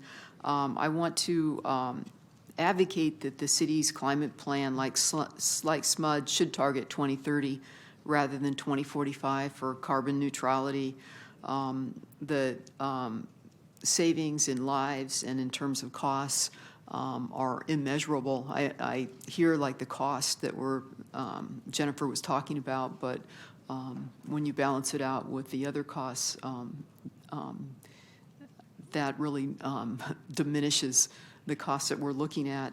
Also, just the latest science targets address 2030, and if we don't, that's our best shot at avoiding like our natural systems balance going haywire and losing a lot of potential, not control, but being able to do something about the environmental devastation that's coming down the road. Also, in reading the cap, I saw and I just read about the $3.2 billion gap in funds and about some of the staff haven't already been hired. So it started to make me really wonder about the seriousness of the climate plan and, you know, how successful this was going to be. I wanted to just mention that there's the governor has a new energy Resilience Act, and there's $170 million for community-wide infrastructure for things such as solar panels and solar batteries, so that particularly for underserved communities Thank in you a for your crisis. comments. Your time is complete. Will you make your final comment, please? Okay, yeah, and the last thing I'd want to say is that I think we need to oppose the transportation tax because. Thank you for your comments. Our next speaker is Ann Amato. Pat Ferris, and Diane Osro. Is Ann Amato here? Following Ann is Pat Ferris and then Diane Osrio. Hi, I am from the Sacramento Climate Coalition as well, and I agree with what Inga just outlined. I'll say, as she got cut off, the transportation measure is a disaster in that it will jeopardize funding that you are looking for. And it also will drive up greenhouse gas. And it's widely opposed by the people up in the foothills, and there's a million reasons. One of the things I'm struck by is that I appreciate all the work that's been done in the search for funding, but the 2045 goal is really terrifying because it's way too late. And I realize that we're all struggling because of funding, but it's got to move faster. So I agree that we need to go by the 2030 date, which as close to that as possible, because the state is way behind, with the majority of the scientific community saying that's way too late. There are inexpensive measures you can take. I outlined this all in an email to the city, like Cool Roofs and Cool Street, which takes paint. So there are things that can be done, like keeping our green waste in the Sacramento area rather than transporting it outside of Sacramento. I also am concerned about the unhoused, the use of solar, and disaster planning, and I'm hoping that the adaptation section has all that in there, because there was no mention of any of that in this plan. And I agree that the city needs more staff to implement the climate action plan. So again, I'm doing this for my children and my grandchildren. It's frightening how fast this has got to go for us to have them to have a future. So it's 106 outside, if not hotter. It's kind of a testament to why we're here. Thank you for your comments. Our next speaker is Pat Ferris, then Diane Osrio. Good afternoon, and thank you for the opportunity to talk to you. I'm Pat Ferris. I've been a resident of Land Park for 20 years. I'm a founding member of Third Act Sacramento. I applaud the city first on identifying that this is indeed a climate emergency. I applaud the city on having staff look at the recommendations from the Mayor's Commission and take those recommendations seriously and begin planning. What I'm very concerned about is that if this is an emergency, and it is, that's why I'm here, that's hopefully why we're all here, I don't see it being acted on as an emergency. There have been several emergencies in this country in the past, and there have been incredible mobilizations at that time. We're at a point where we need a mobilization as intensive as we've ever had before. There are roadblocks, there are limitations, there are administrative difficulties, and we need to address them, work through them, provide resources, provide funding, and I don't hear that being done here. Again, it's in the atmosphere of applauding you, respectfully being grateful, and saying you aren't doing enough. Thank you for your comments. Our next speaker is Diane Osrio, and then Ralph Proper. Diane had to leave, but she left. Thank you. Ralph Proper, and then Deborah Banks. And if you did have written comments, you can provide them to the clerk for the record. Hello, I'm Ralph Proper, and I'll go back to how I first got involved with climate change. Back in the 1970s, I was teaching chemistry at UC Berkeley, and back then, Exxon was truthful about how bad fossil fuels would be, but they quickly changed course with their disinformation.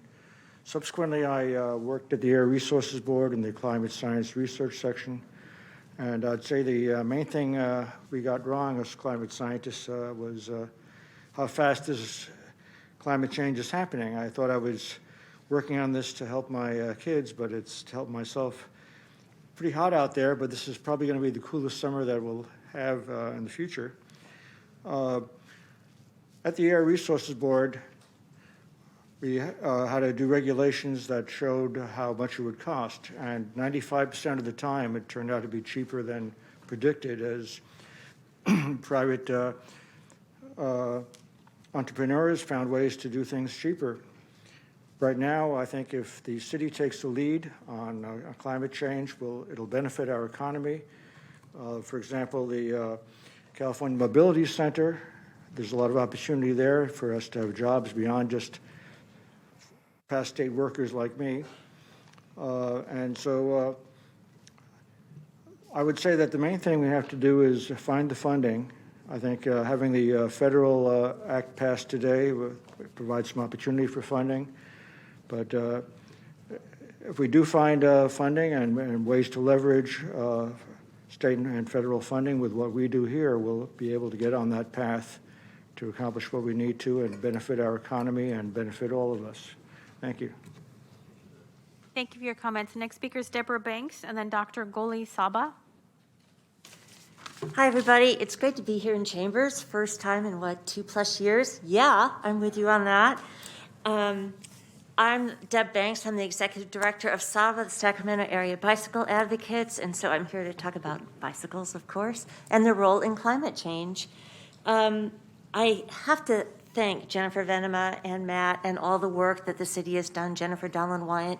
These people work really hard and are definitely trying to move things forward. That said, we'd love to see things move forward faster and smarter. And it's a yes and versus a either or, I think. And so specifically with active transportation, we have a bicycle master plan that we were talking about implementing fully at the price tag of $500 million, 510, I think is what Jennifer said. And frankly, our bicycle master plan needs to be completely revisited since the pandemic, since we have a more of a focus on equity, et cetera. And then what is its role in climate writ large? So I think that that's a really important thing that we have to consider, is taking a lot of the things that are in the cap and really revisiting them because they are already outdated. So we're working off of old plans. Our idea of changing mode shift also is something that's really important. We're currently at 2%. We have to get way past 12%, in my opinion. Transit is the answer for that.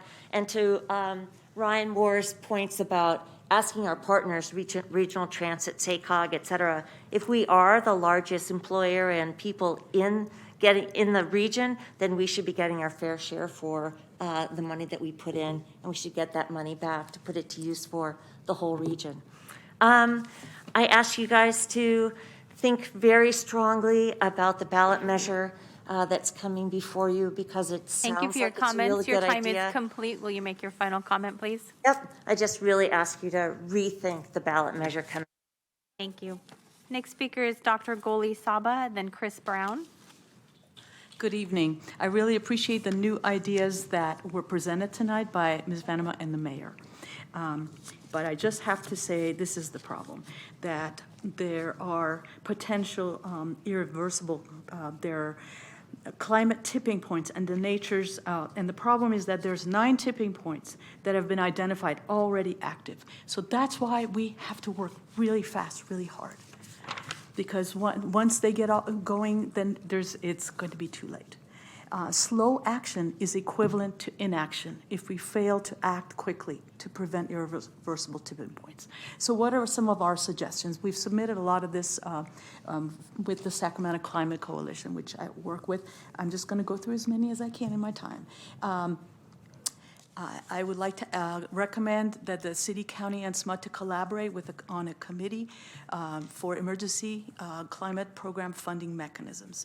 I think some of that is being already done. I appreciate that. Apply to the Federal Inflation Reduction Act for more funding.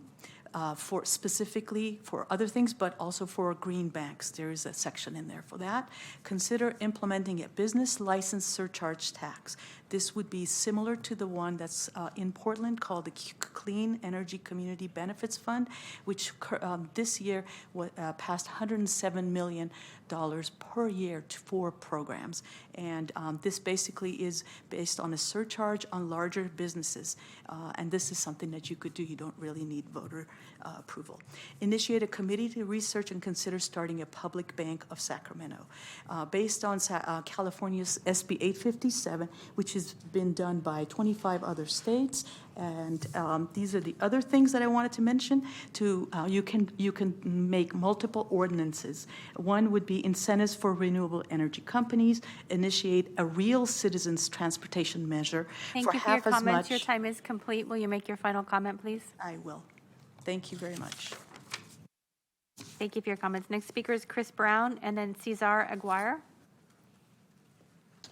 Good evening, Council. I remember October 12th of last year, Mr. Mayor, when you announced that we were going to have this workshop. Now, almost a year later, we're having it. We were expecting it to come at emergency speed. Some of us are wearing red tonight to remind us that this really is a climate emergency. Last year, the Dixie and Caldor fires not only burned more than 1 million acres to our northwest, but they destroyed several towns. And in the last few years, we have had record-setting wildfire seasons year after year. We're not hearing that in the rhetoric tonight, that we face this emergency. I'm going to really quickly, because of the shortage of time, go through some things that I didn't hear mentioned, although there are some good things we did hear mentioned. I didn't hear the term climate justice. There are people already suffering because they're disadvantaged in our economy, and that's connected to race because of our history. And they weren't brought out at all tonight, and we need to keep them in mind and in focus in terms of the programs we develop. Public-private partnerships. We need money for this. We heard that. The private sector has money. you can design public-private partnerships so that they put their money in to invest in these programs. What about the mobility center that I've heard so much about? Let's really bring them into this partnership. There was a document that the Climate Mobilization developed a number of years ago, and we brought it to you all in 2019. I recommend everybody reread it. It's called the Victory Plan. We need the kind of mobilization that's going to change our society the way we had in the 30s and 40s, that changed us from an agrarian society to an industrial society. But now we have to go from an oil, petroleum-based society to a renewable energy society. It's a massive change. It can't be done piecemeal. We have to take on this Thank you for your comments. Your challenge time is complete. Will you at make the your final level comment, of please? the serious it is, it requires, and I also Thank you for your comments. Our next speaker is Cesar Aguirre, and then Steve Wintz.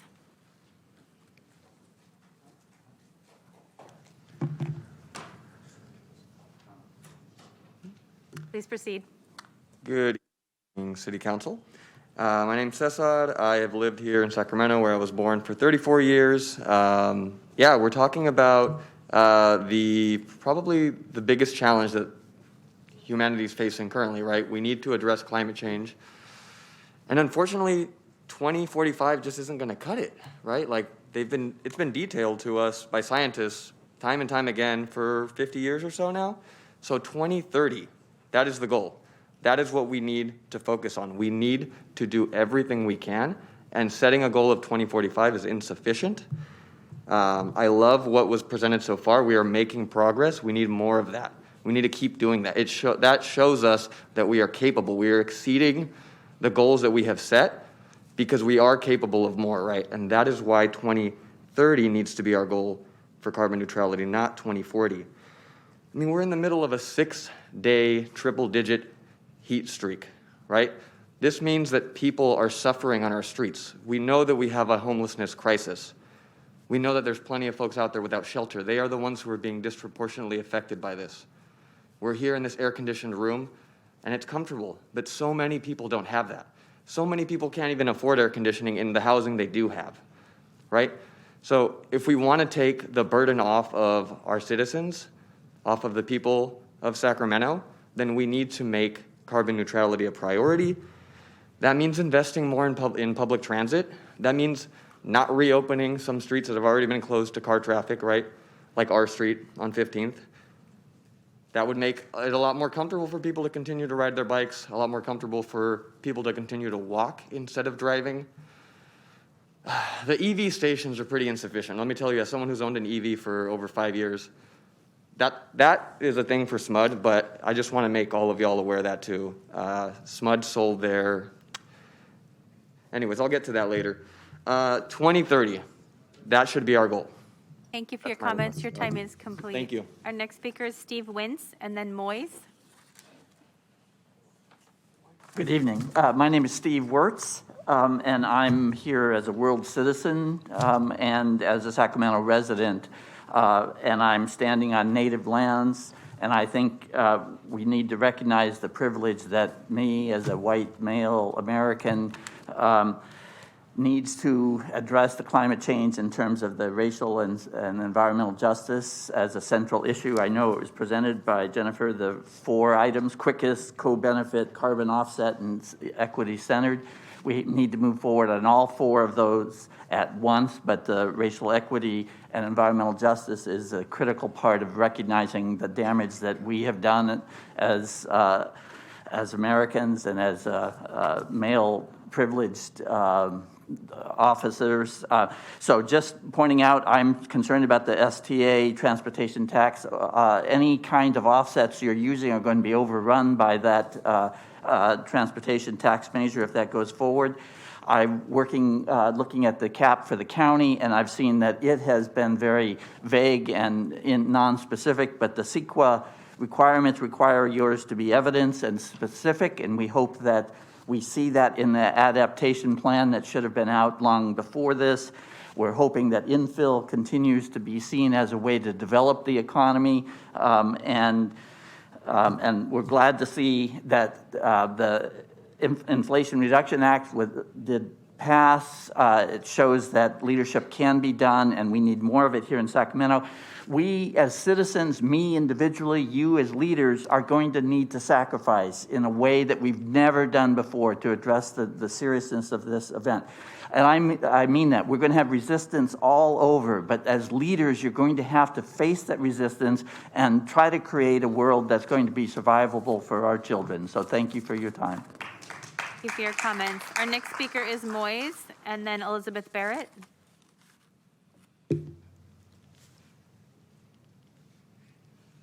Hi, my name is Moyes. I am 25. I was born and raised in Sacramento, District 6. May 2019, it's already been 3 years. 3 years ago, I first spoke at this podium because the mayor asked me for leadership. I was reporting back after organizing student climate summits for both university and high school students across the Sacramento region on behalf of the Mayor's Commission on Climate Change as a then student myself. I want to thank Jennifer Venema and Leila Atala for their availability and flexibility with the messy task that you've given them. I recently hosted a youth camp for climate action where I work for at 350 Sacramento, where we talked about defining leadership. At our camp, we used the definition of leadership as accepting responsibility for enabling others to achieve shared purpose in the face of uncertainty. The question today isn't what the numbers are, it's how we'll react to them and what we'll do. What is our shared purpose as a city?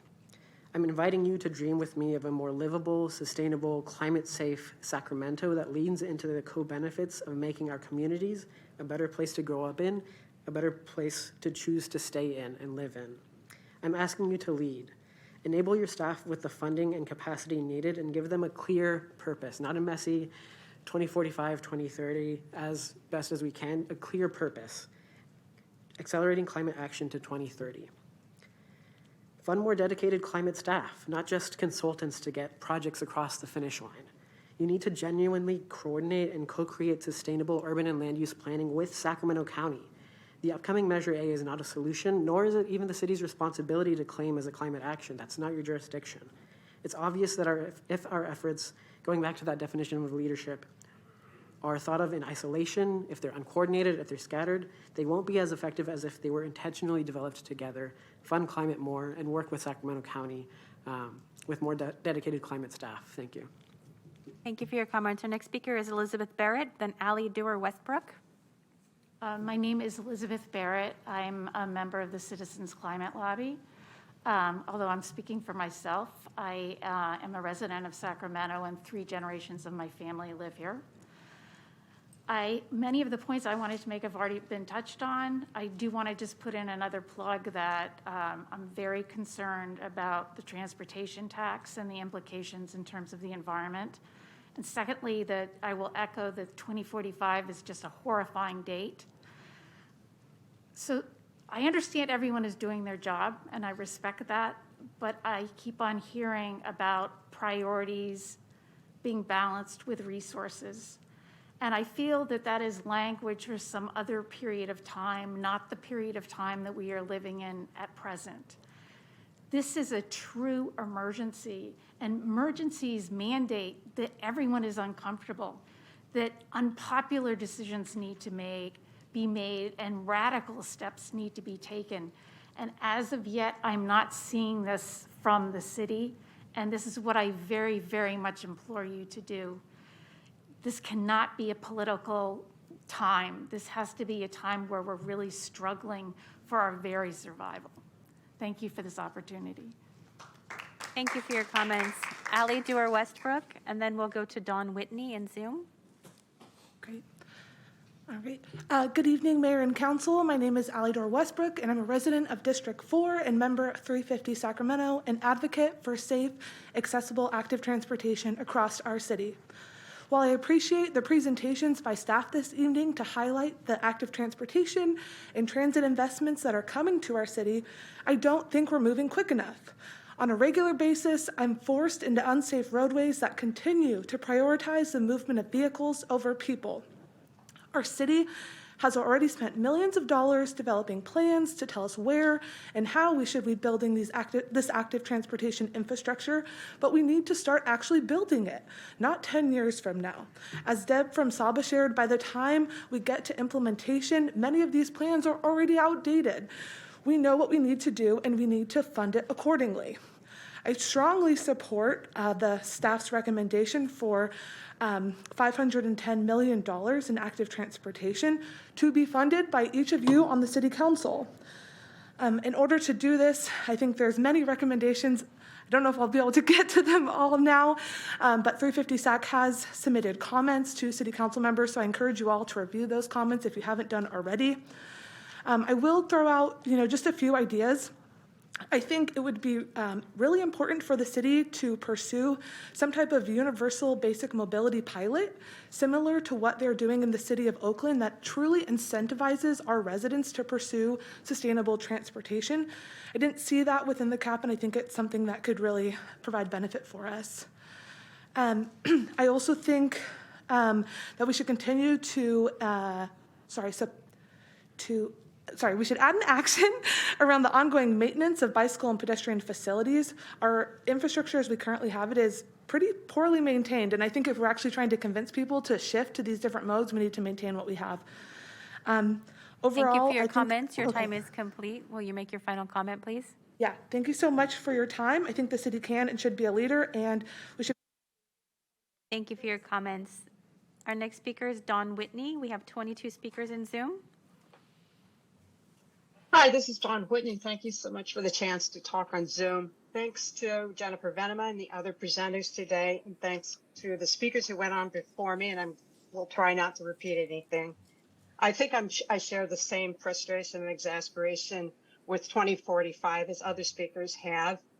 The 2045 goal is an aspiration, but it's not a commitment. And some of the concern of mine is that it still contemplates more carbon emission and turns to sequestration as a means of identifying that. Sequestration is highly unreliable, and it's nothing I want to put a lot of faith in. Let's not be naive. We all know 2045 is a unicorn. We're talking about life and death. I know that the planning has gone on. We've identified potential funding sources. I'd like to know what's the likelihood of getting those funds. One other concern of mine that has already been addressed is the environmental justice aspects of the climate plan. Air conditioning, trees, etc., urban heat islands, this is all going to prove lethal by 2045, 23 years from now. Is there something going to be done in that respect? I think we could turn to other cities for ideas. LA is painting their urban heat islands white. Those kind of things I would like to hear more about. I appreciate the detail in the climate plan. I think it's time to get that out. I would like to see it out by September of this year. And I'll yield the rest of my time. Thanks. Thank you for your comments. Our next speaker is I Support Action on Climate Change, and then Lori Littman. So I support action on climate change. Hi, can you hear me? We can. Okay, good evening, Mayor Steinberg and council members. Thank you so much for the opportunity to talk about the city's climate action program. My name is Marcy Barnett. I live in Midtown, Sacramento, and I work as a disaster preparedness consultant. I'm really impressed by the progress that's been made to date and the recognition and awards that the city has received. The city council should be proud of what's been done so far. But I'm concerned, just like the other commenters, that 2045 is an awful long time away. And look around, watch the news. You can see what's happening, Eastern Kentucky, Grizzly Flat, Paradise, California, et cetera, et cetera. We need to take bold and urgent action now on electrification and in the other measures that are in the CAP. We're in a very unique position here in Sacramento with our electric utility, SMUD, as a partner. As the world and the nation looks to California for a roadmap on climate action, California looks to Sacramento. So let's make climate change history. Thank you. Thank you for your comments. Next speaker is Lori Littman. Following Lori is Kate Wilkins. Yes, hi.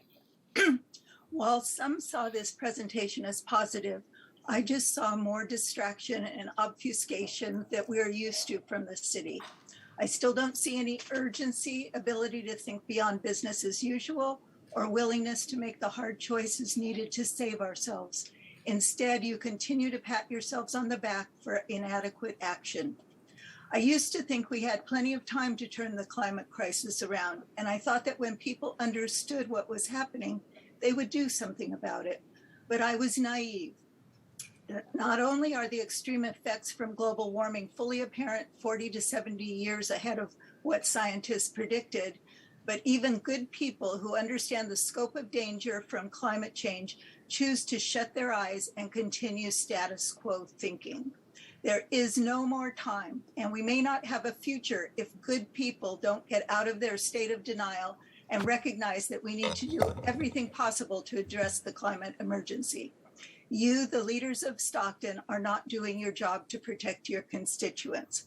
Climate action is not just another special interest. It's our only chance of survival. You are governing like climate deniers. We want you to increase your ambition and make climate action an urgent priority.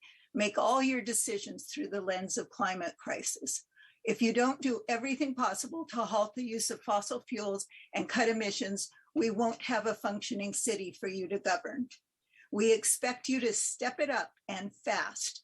Finish the climate action plan, but make it an authentic plan that truly addresses the scale of the crisis. No cute carbon accounting games, no taking credit for SMUD's actions, and no excuses. Get an ambitious climate plan to us by the end of September, then follow it up with ambitious action. Thank you for your comments. Next speaker is Kate Wilkins. Following Kate is Christina Zhang. Hello, this is Kate Wilkins with 350 Sacramento. I would like to say that this was quite a show today. Based on what I've seen for the last 3 years, I would not call the city of Sacramento a climate leader. Climate leading cities don't say, we don't advise accelerating, that's too expensive. Also, I don't think climate leaders support county transportation measures that will absolutely destroy our chances of meeting our climate goals.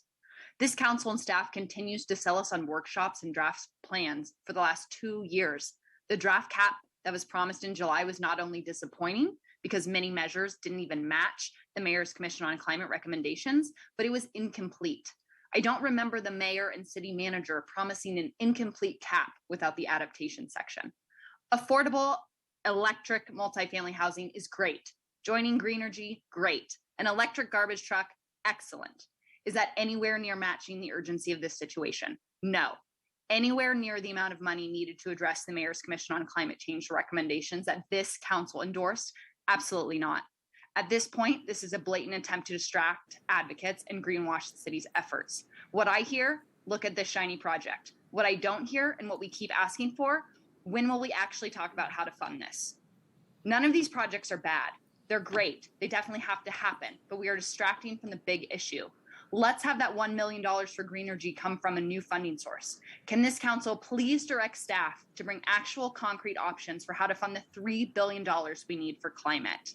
I've been in a meeting with some of the council members. You all support climate change. No one will champion how we will pay for this. Please identify funding, act immediately to schedule a council agenda item to discuss and act on specific actionable funding proposals for climate action, and take immediate steps to provide sufficient resources so that the complete climate action plan will not be further delayed and can be released no later than September 30th. Thank you.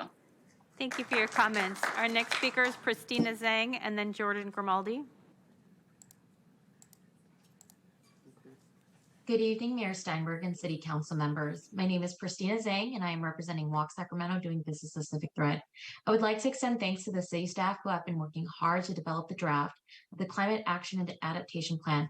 We are at a critical juncture of climate action and need quick, effective, and transformative action at the city level. We're concerned that the draft cap lacks ambition and urgency.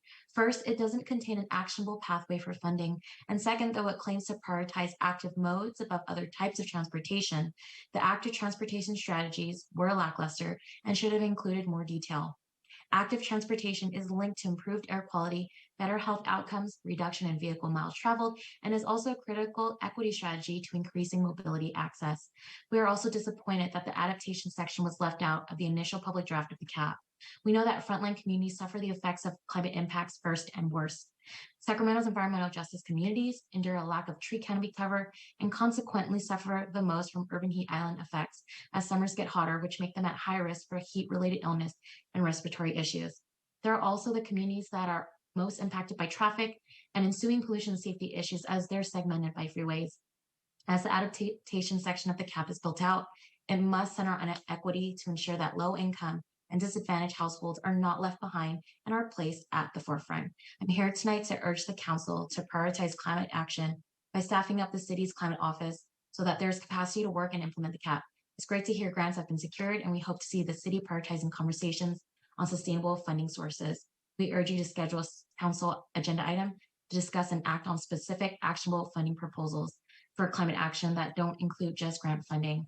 CAP is a start, but Sacramento needs to do much more and fast.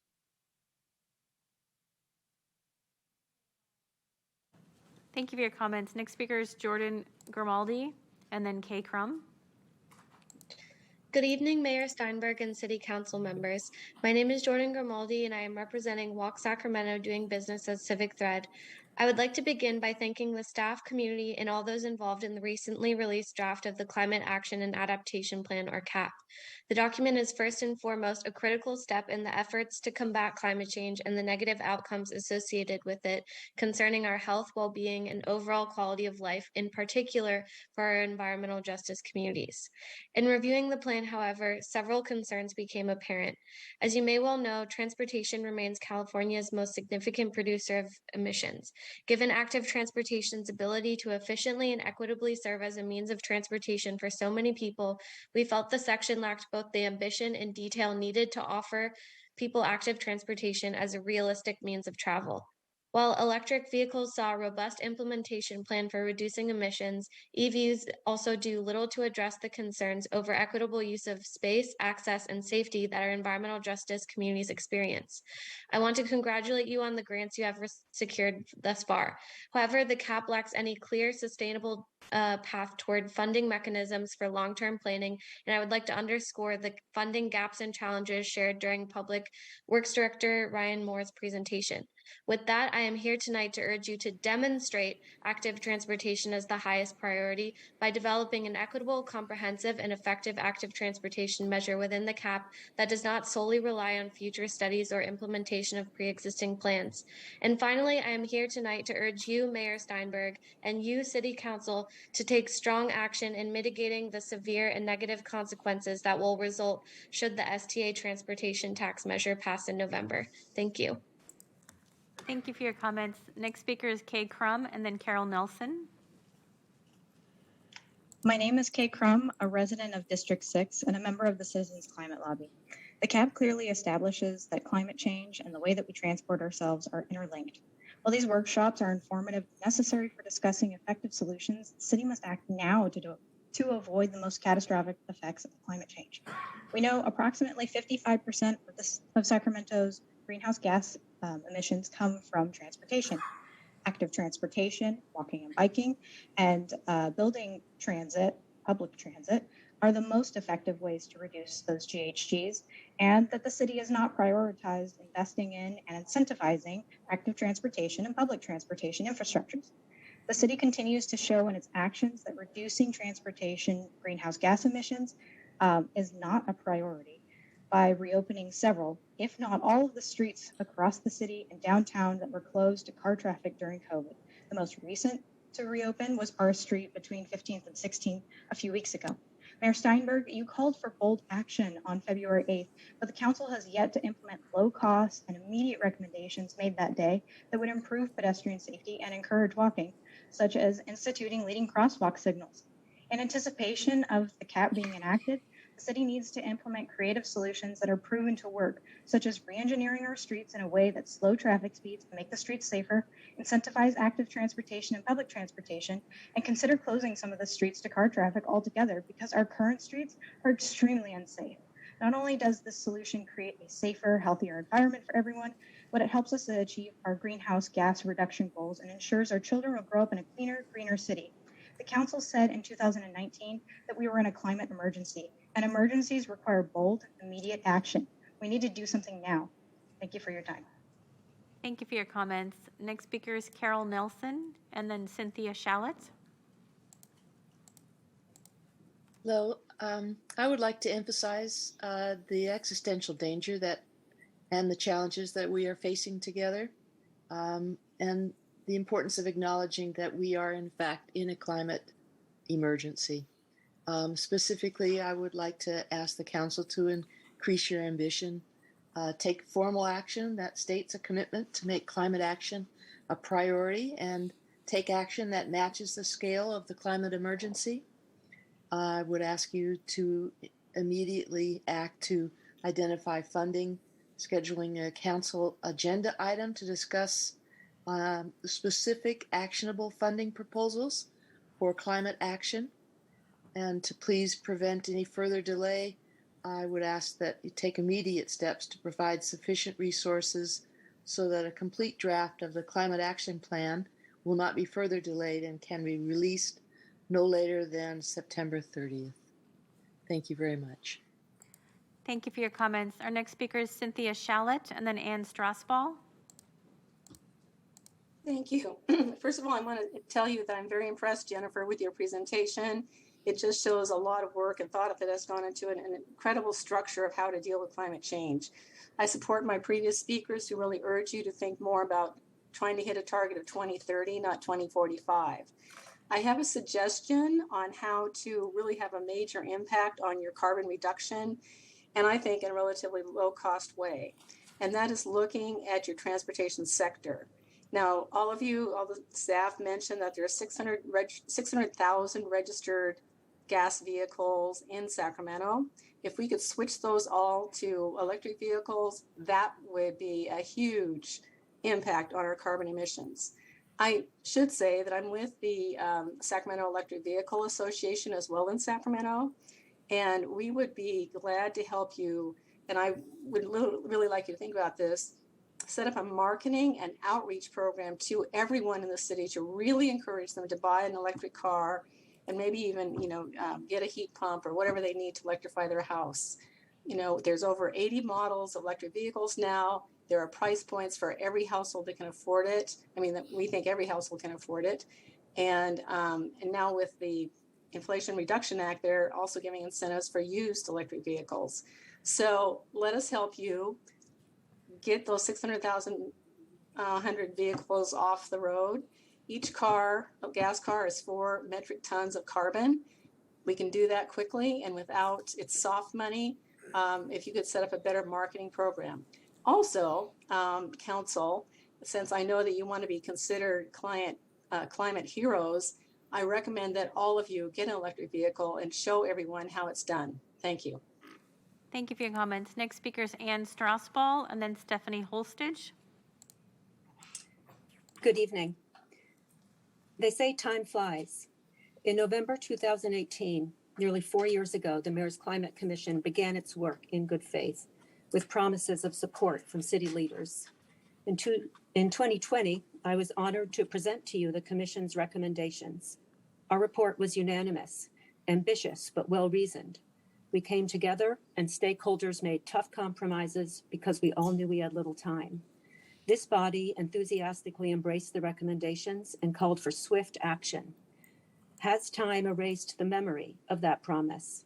That night I was filled with hope, but tonight I ask, where are we 2 years later? Where is the promised climate action plan? The Commission moved swiftly, completing its work in 18 months, but the city has dragged its feet as though our children's future is not at stake. The city's plan is 2 years behind schedule, without firm dates for completion and without any real plan for funding. The so-called 7 big ideas that the city proposed earlier this year turned out to be a filibuster. And now a shameful transportation tax measure enabling wealthy developers to foist more uncontrolled growth is on the November ballot. If passed, it will undermine the city's climate goals. So pardon my disappointment, pardon my directness and grief. It's way past time for early actions, and leadership cannot sugarcoat reality. We're flying out of control toward the worst possible outcome, but it's still within our power to change course. Only if we act swiftly and decisively. The climate plan must be completed, and the funding challenge must be addressed now. Time is not on our side. Let's work together and get this done. Thank you. Thank you for your comments. Next speaker is Stephanie Holstage, and then the Sacramento chapter of Physicians for Social Responsibility. Stephanie? Hi, everyone. Hi. Yeah, hi. Thank you for having me here today. I'm a senior environmental scientist with the state of California, and I also serve on the Sacramento Environmental Commission, although I'm speaking today in a personal capacity. Plastic use is not mentioned in the CAP, despite plastic being almost entirely made of fossil fuels and releasing emissions during every stage of its life cycle. Public health and environmental quality are listed as co-benefits of the CAP, and plastic pollution harms our public health and environment, both through air and water quality and exposure of microplastics and their associated toxic chemicals. Plastic contributes to climate change and is expected to exceed the footprint of coal in producing atmospheric carbon by 2030. Additionally, by 2050, plastic will be responsible for 13% of the world's remaining carbon budget. Only 9% of the plastic ever made has been recycled, and plastic recycling rates in the United States have fallen to only 5%. Plastic never degrades, it only breaks down into smaller pieces throughout its life cycle called microplastics. Microplastics are polluting the most remote parts of the earth and our bodies, as recent research have found microplastics in human blood, deep within human lungs, and in placenta and breast milk. Sacramento should address this immense environmental, public health, and climate issue in the CAP by following the lead of other cities throughout California and prohibiting the use of certain types and uses of plastics, such as polystyrene and other harmful single-use plastics. Cities and counties in California have passed hundreds of laws relating to plastic pollution that can be referenced. Additionally, plastic artificial turf should be banned in Sacramento due to the initial emissions associated with creation of the plastic turf, as well as the ongoing air and water pollution as the plastic degrades and breaks down into microplastics. Thank you. Thank you for your comments. Next speaker is the Sacramento chapter of Physicians for Social Responsibility, and then Timothy Irvine. Mayor Steinberg and council members, my name is Dr. Harry Wong, and I represent the 700 members of the Sacramento chapter of Physicians for Social Responsibility. I live here in Sacramento in District 7. So is Sacramento, are we prepared for more extreme heat, drought, and fires? I guess what we're discussing tonight is how much time do we really have to take the necessary action? From our perspective, we feel that the 2030 goal of eliminating emissions, a date that's mentioned in the city's climate emergency declaration, is the most important number that we look at. If you had a child with a fever of 104, would you quietly wait and delay action if the fever went on for days and days? And what would you do if your child was also having trouble breathing? Would you still wait? No, you would do everything possible to immediately treat the fever as well as its cause. A child's life is precious, and so is the life of our community and our earth. Climate change is an emergency which requires an immediate response. Our planet is burning up. We must do everything possible to urgently address the climate crisis. We're counting on you to speed things up, including identifying funding, so that we can reach 2030 goals. We don't have any time to waste. Thank you. Thank you for your comments. We have 10 more speakers. The next is Timothy Irvine, and then Ilanka. Hello, can you hear me? We can. Thank you. Hi, my name is Timothy Irvine. I'm a homeowner in South Potomac in District 3, also club president of Environmental Democrats and a voting member of the local Dem Party Central Committee. First, thank you for your work on this. Thank you for a thorough staff presentation on the challenges of getting to zero and how we might make our city safer and more resilient in the face of runaway climate collapse. Reiterating what 100% of the other comments have said, a 2045 goal is okay, but it is not good enough. Like today's Inflation Reduction Act, it feels like too little, too late. We need to do more and do it faster. We need you to be the leaders for our county and the region because what the city of Sacramento does impacts and influences every other neighboring city and county. Your action or inaction is noticed and remembered. Please, Mayor Steinberg and the council, produce a final climate action plan with a 2030 goal and a real target to reduce pollution, electrify our infrastructure, and reduce vehicle miles traveled. Please also oppose Measure A at the county level and Measure O at the city level. We cannot afford to deal with the emergency of climate collapse 20 years from now because climate collapse is already happening. Climate collapse will render Sacramento uninhabitable in the coming decades. Our families, businesses, and property values will not survive the climate collapse. That is the emergency we are facing. Thank you for the work so far, but please, please, please expedite a climate action plan that puts all possible resources into a 2030 zero carbon goal. Scientists, doctors, activists, policymakers, loud homeowners like myself, and business owners are pretty much all in agreement that we cannot afford to delay any longer. And if you aren't going to lead us, who will? Please get us a final climate action plan with a 2030 goal. Thank you very much. Thank you for your comments. Our next speaker is Ilanka, then Aaron Teague, and I have 9 more speakers. Hi, thank you for this opportunity to speak. My name is Ilanka Zlatar. I'm a homeowner in North Sacramento District 2 and also the president of 350 Sacramento. I was encouraged to hear in today's presentation a lot more focus from staff on tangible, specific goals, and finally starting to talk about some numbers of how much it would take to achieve these goals. However, as everyone has also said, we know we must do more than that. So I won't go too much into that because others have covered it so well. I would love a direct response from City Council and staff about why we don't at this point have an adaptation chapter in the Climate Action Plan. I would love for you just to let us know why that isn't in there when we know that there's been plenty of time for that to happen and capable people on your staff to be able to do so. Secondly, I didn't hear too much about how we're planning to prioritize the investment of electrification residential resources on our most vulnerable populations. How are we planning on incorporating not only permitting streamlining, but also incentivizing our lowest income brackets such that they can upgrade their homes in both safety and in reducing their emission, increasing their comfort and their ability to adapt? We know that there's still a lot of people in Sacramento who don't have access to air conditioning and who live in leaky houses that are not able to trap the cool air inside.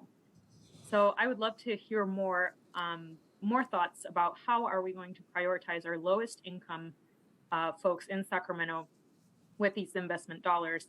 And I would love to see some more conversation as to how we are planning to fund the residential electrification as well as electric Thank you for your comments. turnover. Your time is complete. Thank you. Next speaker is Aaron Teague and then Megan. Good evening, Mayor Steinberg and council members. Erin Teague on behalf of the Sacramento Association of Realtors. We are grateful for our collaboration with stakeholders on the Climate Action Plan as it has moved through the Mayor's Commission on Climate Change to where we are today. Most importantly, we want to recognize the hard work of staff, especially Jennifer Venema, who has taken the time to engage with our members to really understand how the Climate Action Plan will impact housing in our city and region. We request that as the actions move forward that affect the built environment, we can work with staff to make sure ordinances are not overburdensome for Sacramento residents and equitable for all residents. It is important that ordinance language is adaptable to changing technologies and takes into account Sacramento's aging housing stock.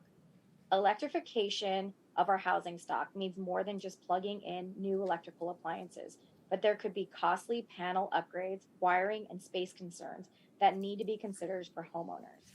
As always, we support cost-effective programs that bring value to homeowners, such as home insulation programs, where little cost provides big energy savings and GHG reductions. We value our partnership with SMUD, and our members are consistently promoting their incentive programs.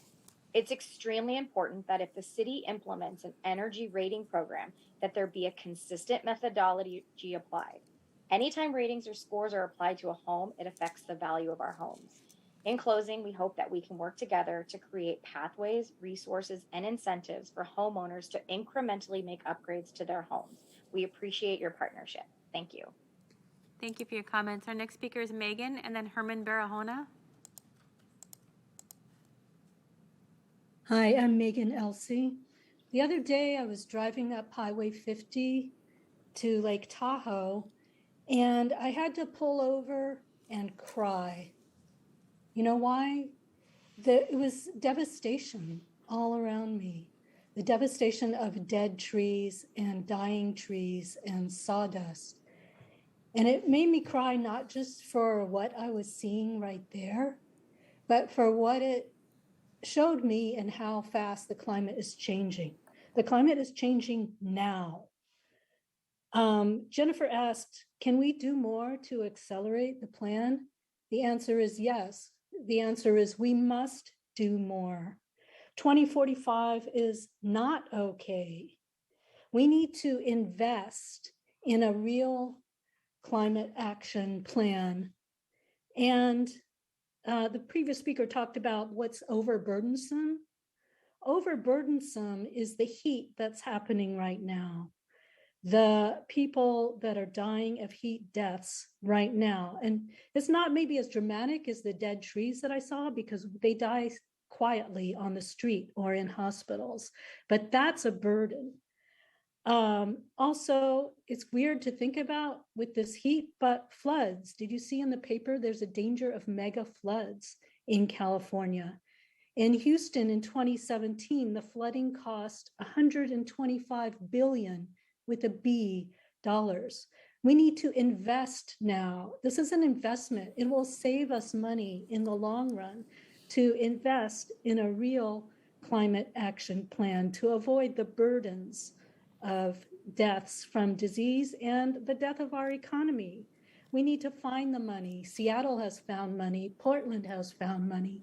We can find the money to invest in a real climate action plan. Thank you. Thank you for your comments. Next speaker is Herman Barahona, then Robert Copeland.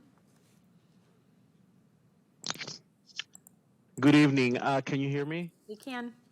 Okay, thank you. My name is Herman Barahona. I'm speaking today on behalf of the Sacramento Environmental Justice Coalition. First, I want to thank the staff members who are really taking on an incredible task. And the City Council, I thank you for supporting them, but I also do see that we are not leading the way.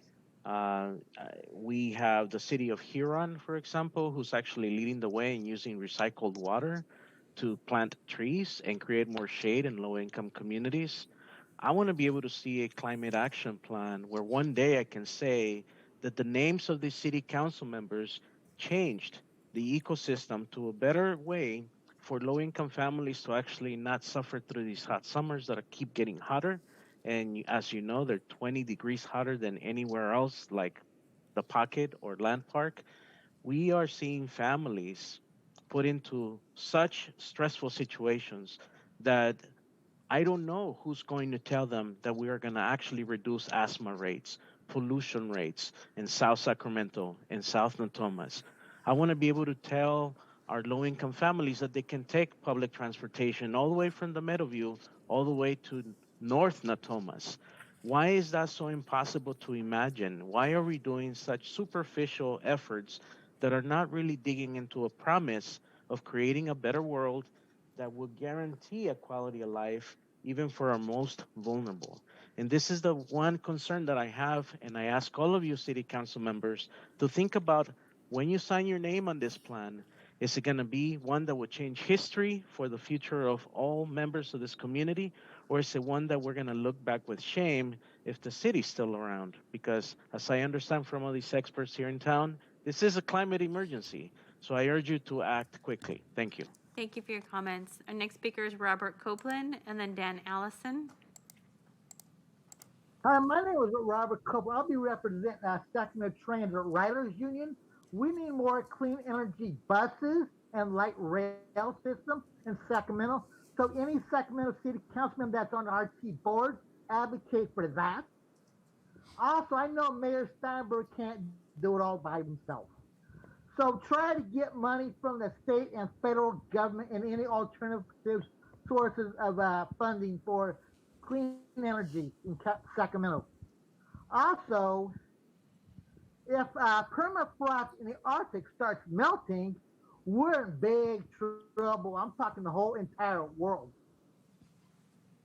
2045, not good enough. I agree with the rest of the callers and the people that are in the chambers. 2030, or if not sooner.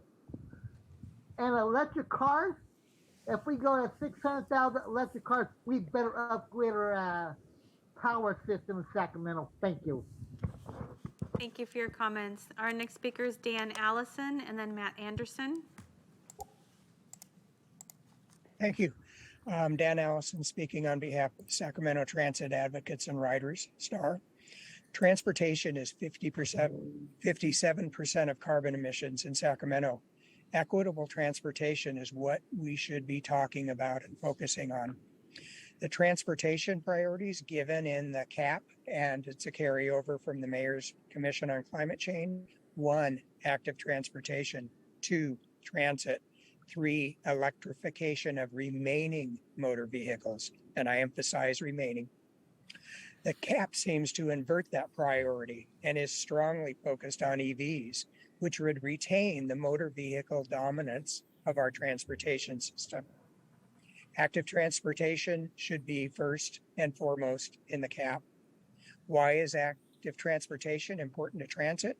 Because that's how people get to and from transit.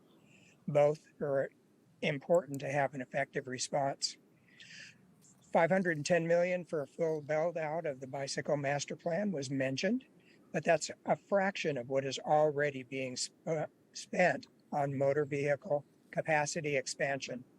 For example, Fix 50 is estimated at $433 million, but will probably come in much higher. That's a capacity expansion project. Debt Banks mentioned that the bicycle master plan needs an update. The pedestrian plan, however, dates from 2006 and is completely out of date. Yet, the CAP doesn't suggest updating either of them and does not suggest combining them into an active transportation plan. Thank you for your time. Thank you for your comments. I have 3 more speakers. The next is Matt Anderson and then D8 Neighborhood Vine. Good evening, Mayor Steinberg and City Council members. I'm here to recommend a win you can accomplish right now. Don't wait until the next meeting. Use a small portion of that relatively affordable $1 million and hire more staff to address climate change. Really, just look what they've done with only a few positions and think what you could do with 5 more Jennifer Venemas or Matt Hurdles. As you saw in their presentation, there are billions on the table and in the pipeline to fund potentially projects in Sacramento. So let's use some of that spare change and hire more positions to get some of those grants and take advantage of that money. Thank you for your time. Thank you for your comments. Our next speaker is D8 Neighborhood Vine and then Jennifer Holden. Hello, Council, Mayor, staff. Thank you for the presentation. I would like to see a paradigm shift in our planning and a paradigm shift in our transportation. We need to look at complete communities, which would bring more economic justice. Where are the people located in Sacramento? Why are we moving them from one point to another? Why don't we build up their communities where they're complete, where there's not transportation need, where everything is comprehensive? Those things need to start happening today and can happen today. The direction given to the planning committee and the zoning committees could help to get more of the complete communities within our city. We're always talking about moving people. Let's talk about developing a complete community where movement is not going to be necessary. Those are just things I want the council to think about. Those are things that I'd like for our planning department to think about. Those are things I'd like for our zoning commission to think about, and looking at it as a comprehensive solution as opposed to a compartmental solution. Working together gets us where we need to be, rising up and raising up those who are economically challenged and disadvantaged, giving them a viable community in which they don't have to transport from. They can work within. So I'm looking for you guys to have some paradigm shifts and some thinking, so some changes in your thinking. And I appreciate the time. Thank you for your comments. Jennifer Holden is our final speaker on this item. Hello, my name is Jennifer Holden, and I am a resident of District 5, and I'm going to try to do two things at the same time tonight, so bear with me. First one is to speak on as a representative of a group of neighborhood reviewers who read the whole 400-page cap and submitted a letter to the Climate Action and Sustainability Office. It's not right now, I'm not going to go into what we thought about the preliminary draft, but I do want the City Council to know that's 10 neighborhood reviewers, not environmental activists, all of them, and from 7 neighborhoods analyzed the cap. And then we had 17 signatories on the letter that we sent to the Climate Action and Sustainability Office. So there is a lot of very grassroots interest in this preliminary draft of the cap and in what happens next with the cap. It's not just environmental activists anymore, it's your local mechanics and construction workers and the average person on the street. So please know we are very much watching. We also applaud the efforts the city is making on reducing greenhouse gases. We cannot wait for greenhouse gases to come down, and there's still a lot of work to do. So that's my first action, speaking about our work as a group. Personally, I have a couple of things I'm concerned about. The first one is that the cap kind of relies upon the urban forestry master plan to protect the tree canopy, but I'd like to remind the City Council that you have not yet adopted an urban forestry master plan. That's a problem. A draft was promised for early 2021, and it has not yet been made public, nor has it been voted on. If we are going to do active transportation, we need shade, we need green spaces so we can move around in the summer. Thank you for your comments. Thank you your time very is much. complete. I have no more speakers. Okay, thank you. Thank you very much to the members of the public for obviously the passion, urgency, and for taking the time to testify tonight, both in person and on Zoom. Let's turn it over to my colleagues. I know I have a number of questions, but I'm going to wait and start with Councilmember Valenzuela. Thank you, Mayor. And I want to echo a lot of the comments that thank staff for your work on this. I know while I share the sense of urgency expressed today, I don't want to downplay what you've done so far, even while we're asking you to do more. I know it's hard. So I want to thank you for what you've achieved so far. I think giving SMUD money to purchase more renewable power for our city buildings would be wonderful. I also think, frankly, getting the natural gas appliance out of this building would be even better if we can find a way to do that. And I just want to comment that I am bothered by the conversations about offset credits today, because that just should not be on the table. Those are not meaningful reductions. We can and should be looking to do much more. So I want to talk about going faster in a very different way. Namely, as I mentioned to some earlier today, rather than taking one step at a time, I want to talk about how we take multiple steps at one time. And I did bring some slides because I was channeling once again Mr. Carr, and I don't know, Mindy, if you're in a position to share them on the Zoom, if folks will see them. We'll give it a moment here. I did basically go through the climate action plan and list out the chart that showed the actions that we were identifying together, and wanted to take a moment to talk a little bit about those. Oh, there we go. Perfect. Thank you. Yay, everybody can see. If you go to the next slide, that was just my little fancy intro. This is what happens when you leave me at home for too long when I have COVID, is I start making slide decks to make my points. So I'm really glad to be back out of COVID jail here. But I will say, so this is a chart of the actions. And I think Each one of these buckets, these boxes, represents a whole work product line for city staff, right? You got to do outreach, you're writing ordinances, you're identifying funding, you're bringing updates to council. It's a whole thing, each and every single one of them. But by not doing, and you all are very good at that, by the way, I will just say, I've seen staff move things very quickly and very efficiently, which is wonderful. But we're missing the opportunity to be more creative, and we're also bringing about unintended negative consequences. For example, new building electrification without a job strategy, water efficiency tactics that might harm those who can't afford to reduce their water at the source, appliance upgrades that actually increase energy bills. These are things that none of us want to see happen. So if you click on the next slide, I want to illustrate what it would look like to say, take these 7 things and say, well, what if we did them together, right? Like what if saying, well, we're going to do water efficiency in one thing, we're going to come back to you and talk about electrification and appliances, we'll come back to you and talk about, reducing your demand for energy. What if we did it all at one time? And how could that streamline both staff's time and energy, but also help us have a more efficient use of the resources we have? So if you click on the next slide, Mindy, I got a little more creative. For some reason, it's not, oh, there it goes.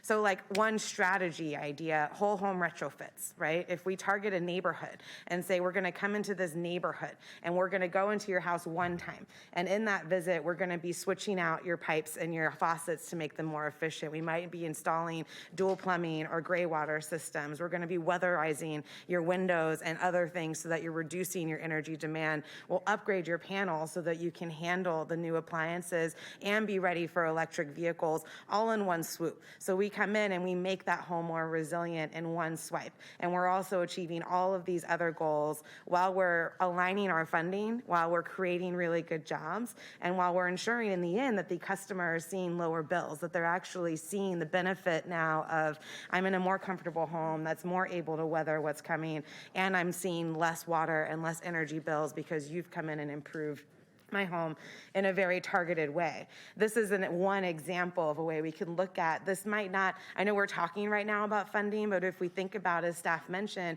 we're getting millions of dollars in workforce money, and SMUD has access to millions of dollars for energy retrofits. Our Department of Utilities has access to state resources and programs. We've got infrastructure money. So what would it look like to pull down all of this money in a strategic direction that might actually increase our competitiveness for grants and help us move faster, right? Like we're doing all of the things we said we do, but we're doing it in a way that meets the moment and actually moves us faster, specifically targeting disadvantaged communities first.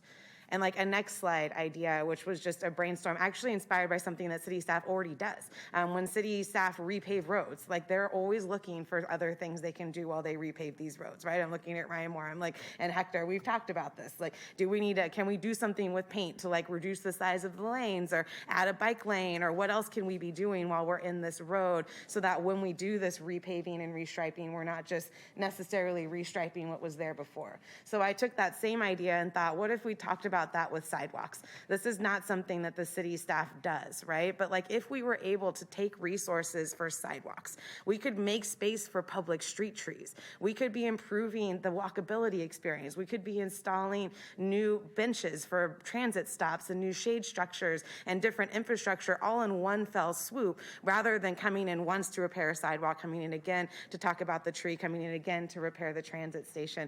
And I know some people are looking at this and thinking, that sounds really great, Councilmember, but that's not actually how it works. But it could be how it works. And it might actually open up opportunities for funding that we don't have right now. If we're doing this in a way that's really innovating and pulling all of these resources and using our staff time and the grants we get as efficiently as possible. So that's like 2 examples that I just put out here today to say, these are what I think of as like implementation strategies. I think what this CAP is missing to me is, how do we take this really great comprehensive perspective and think about how we move forward, what the sequencing is, and how we might work together to make sure these things are working more strategically together. We're leveraging those resources in a more meaningful way. We're moving forward faster. So then we can maybe go back to the CAP in a year or 2 and say, you know what, 2045, that's chump change. You know, we can probably do this even faster. We can start moving the timelines forward a little bit because we're starting to see that we're moving faster, as we have already with some of our housing goals, than we thought we would. So this is my general direction, now that I've done this lecture here with my academic slides, again, in honor of Larry Carr, our dearly past council colleague, I've got 4 tangible next steps that I want to propose. I want to propose an implementation plan. I think that we could bring back something that starts to look at these measures and figure out, using this type of examples, like what it would look like to move forward, not one by one, but together. If you're going to do public workshops on new building electrification, we talked about this at Law and Ledge. We should also be talking about water in existing buildings, because people are already seeing these as unified things. We should talk about them as unified things and use our staff resources as strategically as we can. So I'd like to think about an implementation plan. The second piece is the adaptation plan, ASAP. I cannot agree enough with the constituents who've called in and who've been here today. I have lost sleep thinking about how the Cantonese speakers in Southside Park would know to get out. I've really lost sleep as a formerly carless person in Midtown thinking about how I would leave Midtown if there was a flood or fire warning. I did not know the answer to that question, and it terrified me. And I had the resources to even be thinking about this and to make a plan for myself. Do we have a plan for folks in all situations? How are they going to get out? And this is beyond warming centers and cooling centers. I think this is really our opportunity to operationalize the real risk, as many people said, that we're experiencing today. So my second piece of direction is around an adaptation plan. To staff's question about aligning grants and other funding to support our climate goals, I say yes, but more than that, I actually want the city manager and the team to bring a federal funding workshop to the council, because more than just the inflation money that we just got, we now also have IIJA funding. I've recently learned that we can use ARPA funding as match funding for these grants. I didn't know that, and I'd really love to think about how, as a city, what grants we're applying for, how we're going to leverage our money to get as much of that money down as we possibly can. As Ryan Moore said, we have a big population. We need to start pulling down these resources, and then what we could be doing to align that money as much as possible with our climate goals, whether it's workforce money, whether it's broadband money. I think there's a lot of potential synergy there that we are missing. And then the final piece of direction I'd like to give, the fourth and final, is to bring a public bank discussion back to council. We made this a part of the direction to staff in the housing element. Some might recall that part of the conversation that we had similarly around housing to what we're having on climate is how do we pay for it? And maybe this is a way to do it. Sacramento, I think, is really uniquely situated. We own all of our own water rights. We have all of our own utility department. We manage all of our own investments ourselves. These are things that not most cities don't do. We have an immense amount of capital that our city treasurer is managing. If we put that into a city public bank, how much money would we save, and how would we be able to use that money to help finance and pay for these improvements? So I believe Assistant City Manager Jasso's team has been looking into this in the context of housing, but I'd like that to come back to council in a public forum, because it's been, I think, over a year since we talked about this as part of the housing element, and I think that's something that really would help us meet this moment, as many people have said. So those are my 4 pieces of direction: implementation plan, adaptation plan, funding, federal funding workshop, and a public bank discussion for the city of Sacramento. I just want to reiterate that I think staff has moved mountains in these last few months and years. I've really enjoyed working with the climate team to have these discussions, but I also think I'm hearing and I agree that we can move faster, and I think this is a good moment for us to really lean in and figure out what more we could do as a city to move as quickly as possible to zero. So thank you, Mayor. Thank you, Councilmember Valenzuela, very much. Thank you. Mayor Pro Tem Guerra, then Vice Mayor Ashby. Thank you, Mr. Mayor. First, I do want to thank all of those who came and testified, and also from the who called in on Zoom as well to participate in this, and it has been a long 2 years. I also want to thank the climate commissioners who spent a lot of time guiding us and directing us in this direction. And for today's presentation, I do appreciate, all of the staff. I think one thing that I greatly appreciate is the transformation and the concept of how our city's been governing. I think the slide that showed how our different departments have now taken on a particular role versus what may happen in many government entities is that climate or the issues of our environment get pigeonholed in one area, and that's their job. But the fact that within our city departments and our city staff, everyone is seeing how all of these are interconnected, how our housing policy, how our transportation policy, how even the use of our open space and parks and YPC are all interconnected in what we do. Also in areas that are non-traditional. I mean, fleet management and public works. You know, I remember when I first came on the council, it wasn't, I was having a debate over bike lanes and the issues and pedestrian challenges that we've seen in our commercial corridors. But there's been a significant move in that direction to the point where even now when we look at areas like Stockton Boulevard and even the Power Inn corridor, you have industrial partners who see whose main employees are driving heavy duty vehicles, but now see the need for bike lanes and safety because many of their employees are choosing to ride their bike to work, and they're looking at transforming their direction. So first I want to just commend the staff for their own work that they've done to change the culture of the city.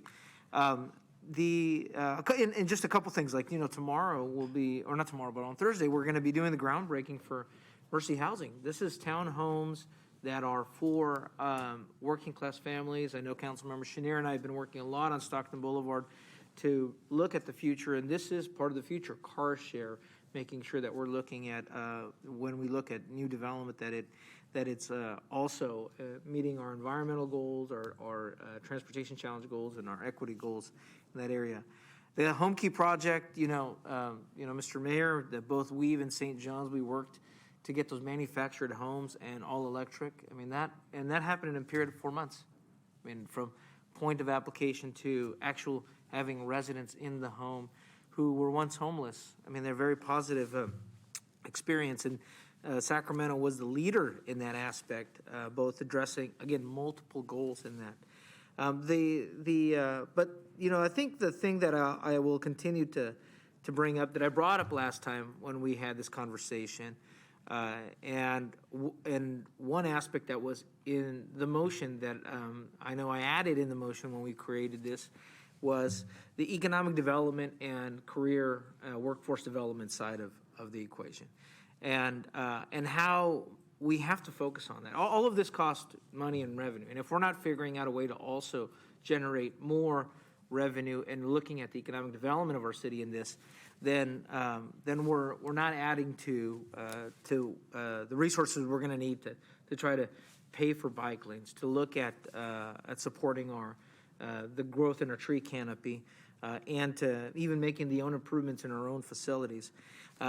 Again, the presentation was very robust. I think it's moving the city in a direction we have, but I didn't see that aspect of it. And I'll just focus on one of the major parts. I mean, you saw the presentation where it showed 51% of the emissions come from transportation, from the transportation sector. If we're going to make a big dent, that's the biggest dent there. And yes, the city is working with the Air District and SMUD, and I did a number of outreach and Zoom and in language and in Spanish language presentations on Clean Cars for All. We have, not only do we have the scrap and replace, if you've got your clunker, your carcancha, that you can get rid of that and then get $9,500 for a new electric vehicle, or completely forget it, and use the rebates for RT or Smart Ride as well. But again, if we're going to make the dent on that, I think we really have to look at how is the city also looking at the manufacturing of electric vehicles. And I bring that up to say the California Mobility Center is, we this year unveiled the first project of a SMUD utility vehicle. And SMUD took that big leap in saying, we're going to start looking at our fleet. The city is piloting a heavy-duty vehicle. But frankly, if you look at the number of vehicles in our own city fleet, which, Jennifer, I didn't see the number in this presentation, but what is the number of vehicles in the city's fleet? I believe that number is just under 2,500 vehicles, but Ryan Moore could correct me. So again, I think that goes to show that, as other agencies are moving to transition their fleets out, we should be involved in that as well. But more importantly, are we building those here? Are we developing jobs here? Are we creating the workforce that's involved in those here? And Lions, which the Air District, and a number of our board members, a number of our council members sit on the board. Councilmember Vang, Councilmember Lalo, and Harris, we sit on the Air District board. Now we've made Twin Rivers School District, and I see one of our trustees here, very proud that Twin Rivers is the largest electric school bus fleet in the nation, and Elk Grove Unified is the second largest school bus fleet in the nation. And that's out of leadership of our local air district here, the Sacramento Air District.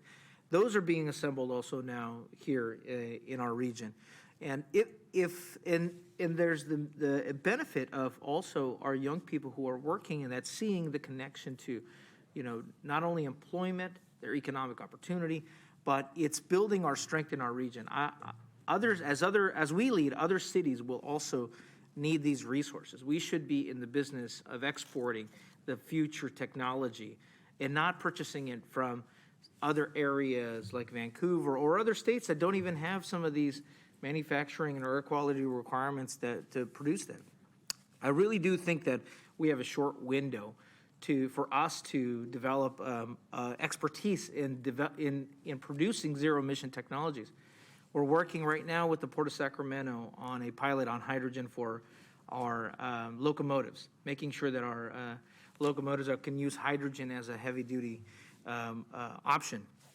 We're working with the Regional Sanitation District on could our Regional Sanitation District be producing hydrogen rather than selling off the methane for combustion. We need to be thinking about more, and I would like our city, and this is more of a direction here, I'd like to make sure that our city plan is looking at how we're developing those strategies here with the power of our Cal State University Sacramento, Sac State, UC Davis, and even nearby, Stockton's UOP engineering school. That we're missing, I think, the boat if we don't do that. That creates a culture of supporting this type of work. So, Mr. Mayor, all I'll say is I really think we need to be focusing on that aspect of it and supporting more aggressively the California Mobility Center for the purpose of workforce. The last piece I'll say is it has to be connected with our partners. Yes. I know La Familia, Urban League, and are working to do outreach to recruit and bring up that workforce and employment base in our area. But all of that's got to be connected. Got to connect. Of course, we will have an opportunity to consider that, essentially vote on a significant allocation of resources for the Mobility Center in a couple of weeks here before the City Council. And I'm going to speak about that in my comments as well, because I think it's really relevant to the discussion here. Let me turn it over to Vice Mayor Angelique Ashby. Thanks, Mayor. You'll have to let me know if I'm cutting out at all. I can't You're tell. fine. I think we hear you fine. Okay, great. I just, want to thank the speakers. It's really interesting. They had such solid points and they're all very clear about wanting us to move faster. And I think it's appropriate pressure, as I think you said something similar to that, Mayor, at the beginning of this. It's appropriate pressure on this body and really everybody across the United States. And I just want to thank them for being measured in their comments, because so many also acknowledge the hard work of our staff. And I think the city of Sacramento has some really amazing staff working on these issues, the two Jennifers and et al. And we wouldn't be even halfway to where we are without the commitment that folks like Ryan and others have made, Hector Barone being one too, sitting up there with you, who've been fighting for this for so long. And it takes a lot to do things like be the city that gets selected to do beta testing for a refuse vehicle. It's huge. And as Mayor Pro Tem Guerra said, it takes a lot to help lead two of the largest school districts in the country to being, having all electric fleets. So I'm proud of that work, but I do know we have a long way to go here.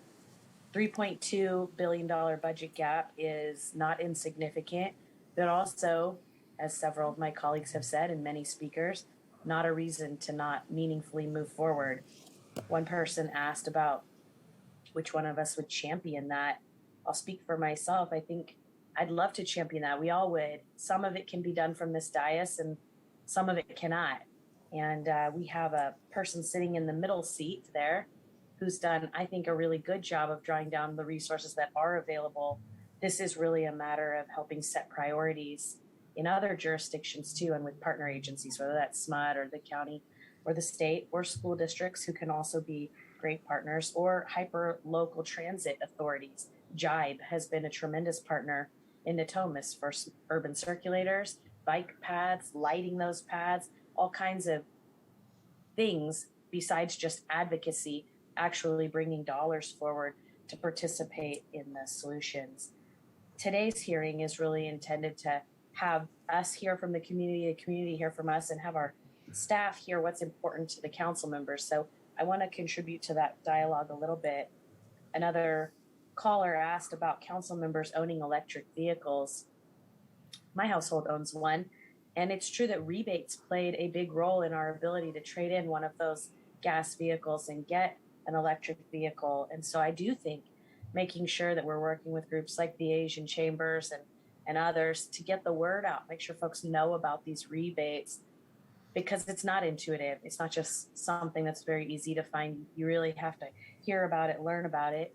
I know Councilmember Harris has an electric vehicle, and City Manager Chan has an electric vehicle, and who has been referenced many times tonight, Councilmember Carr, also had an electric vehicle. He was here.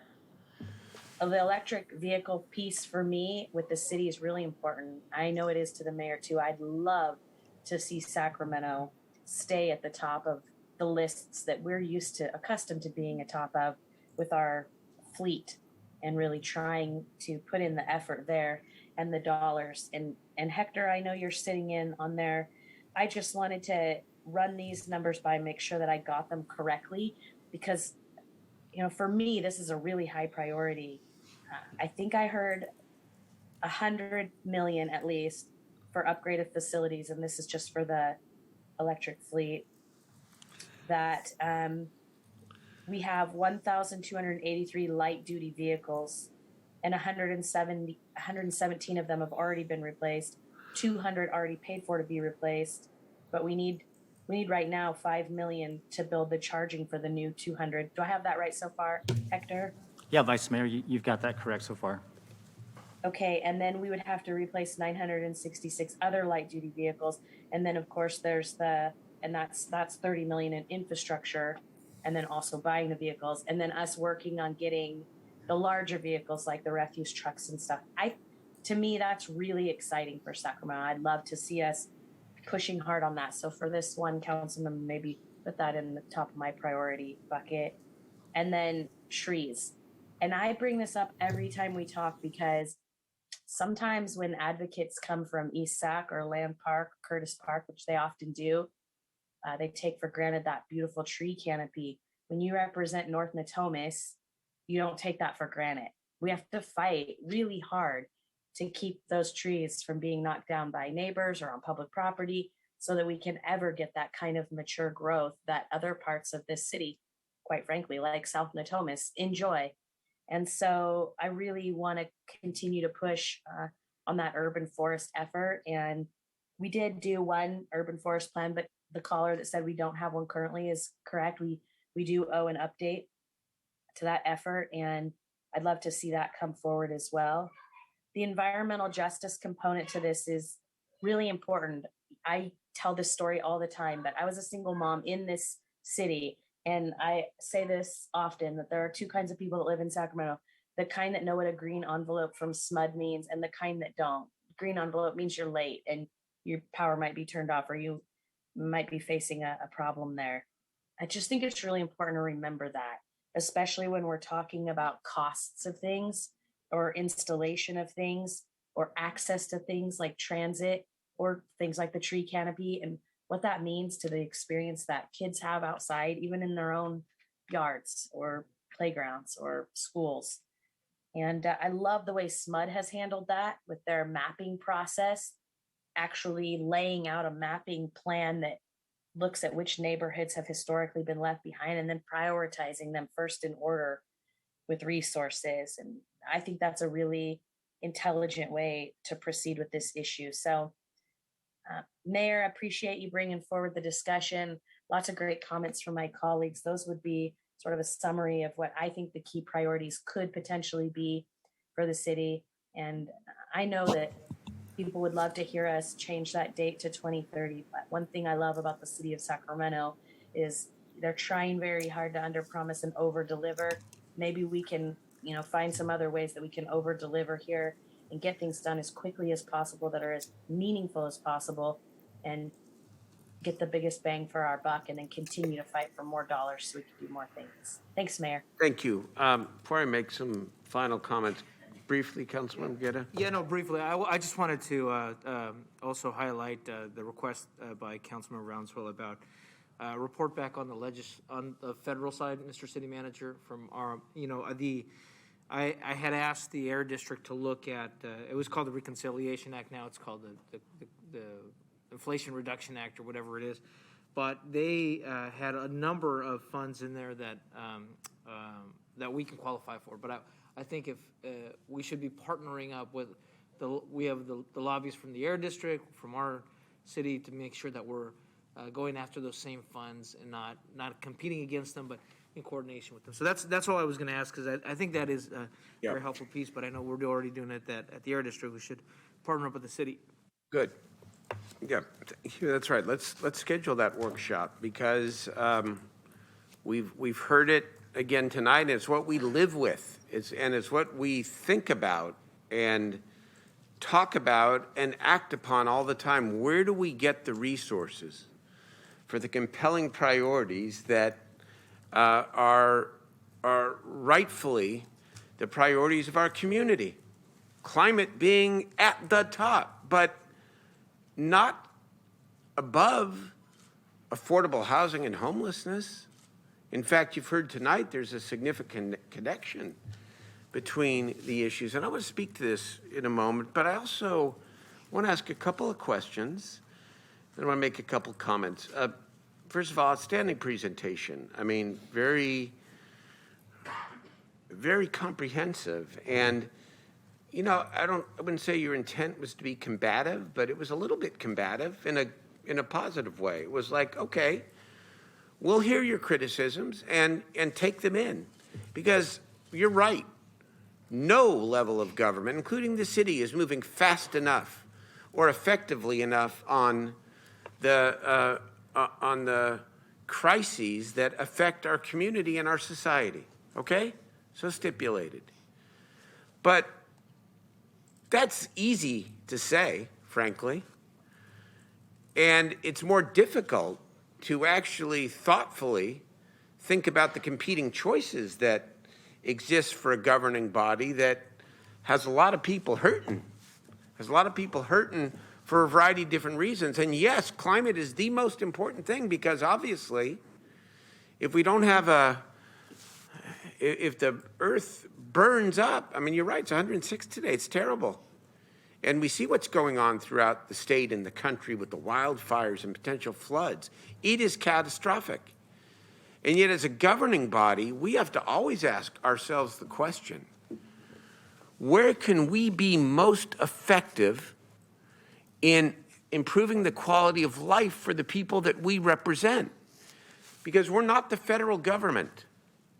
I'm so proud of President Biden and Majority Leader Schumer and Speaker Pelosi in the Congress for what they did with the Reduce Inflation, really the Climate Change and Investment Act, even if it wasn't perfect. Billions of dollars, absolutely. We're a city.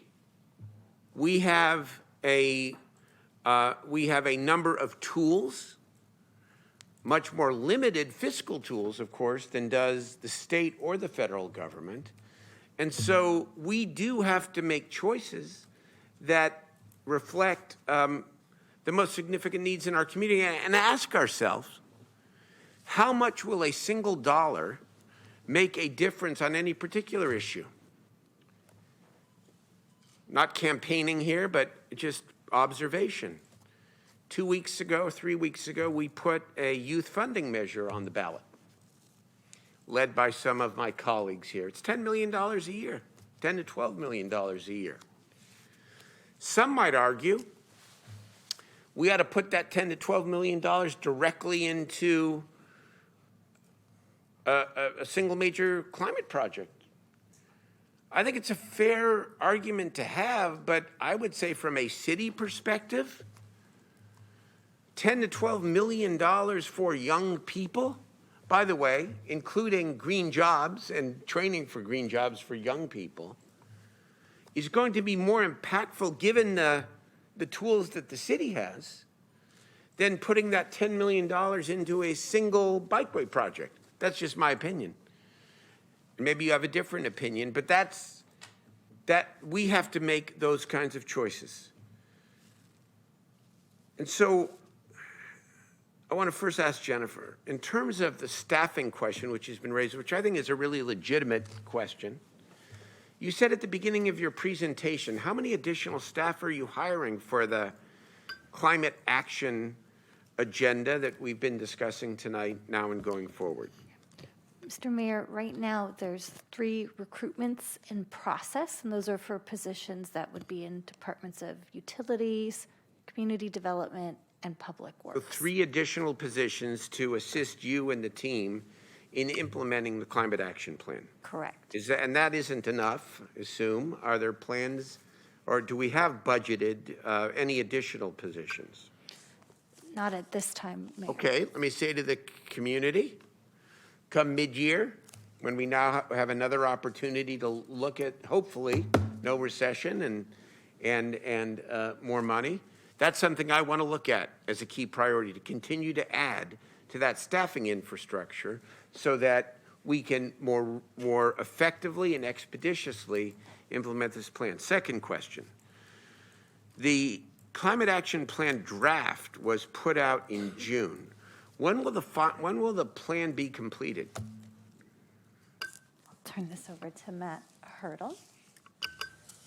Including the adaptation portion of the plan.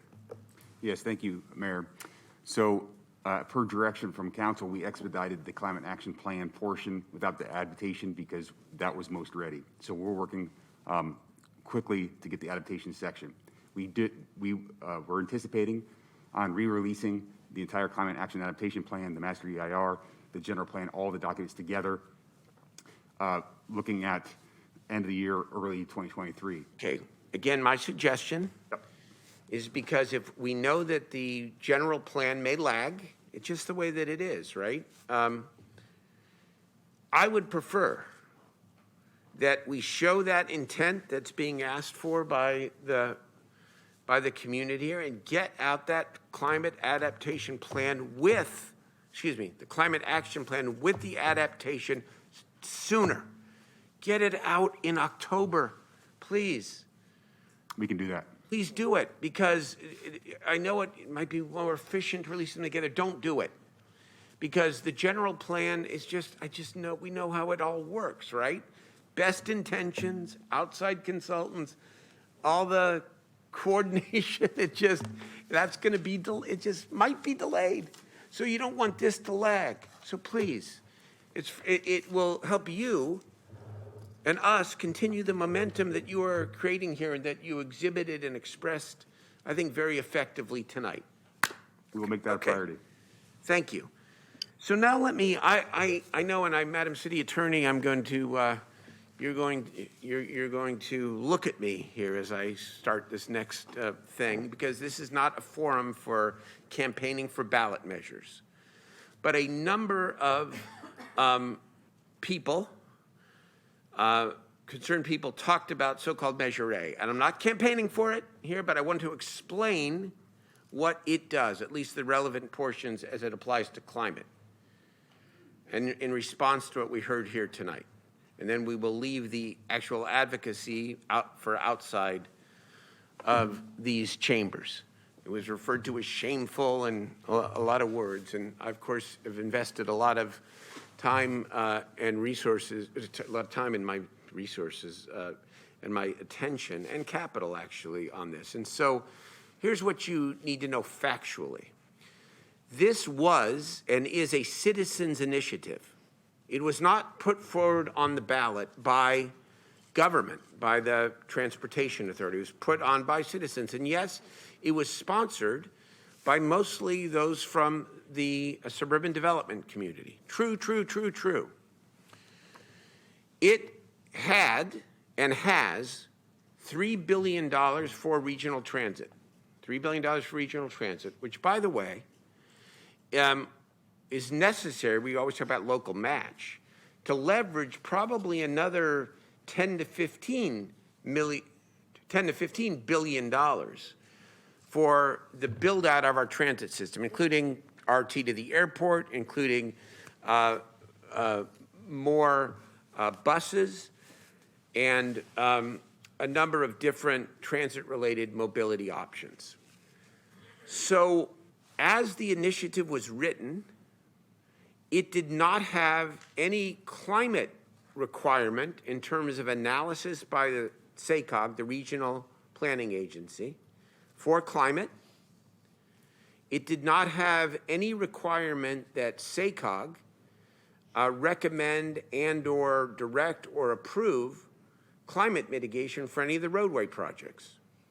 So as it stood, my view factually is that, and the factual opinion of our SACOG leadership is that it could harm and probably would harm our 19% greenhouse gas reduction target, which, by the way, is put forward under a state law that your current mayor and former state senator authored, known as SB 375, one of the seminal land use climate change transportation measures in the recent history of California.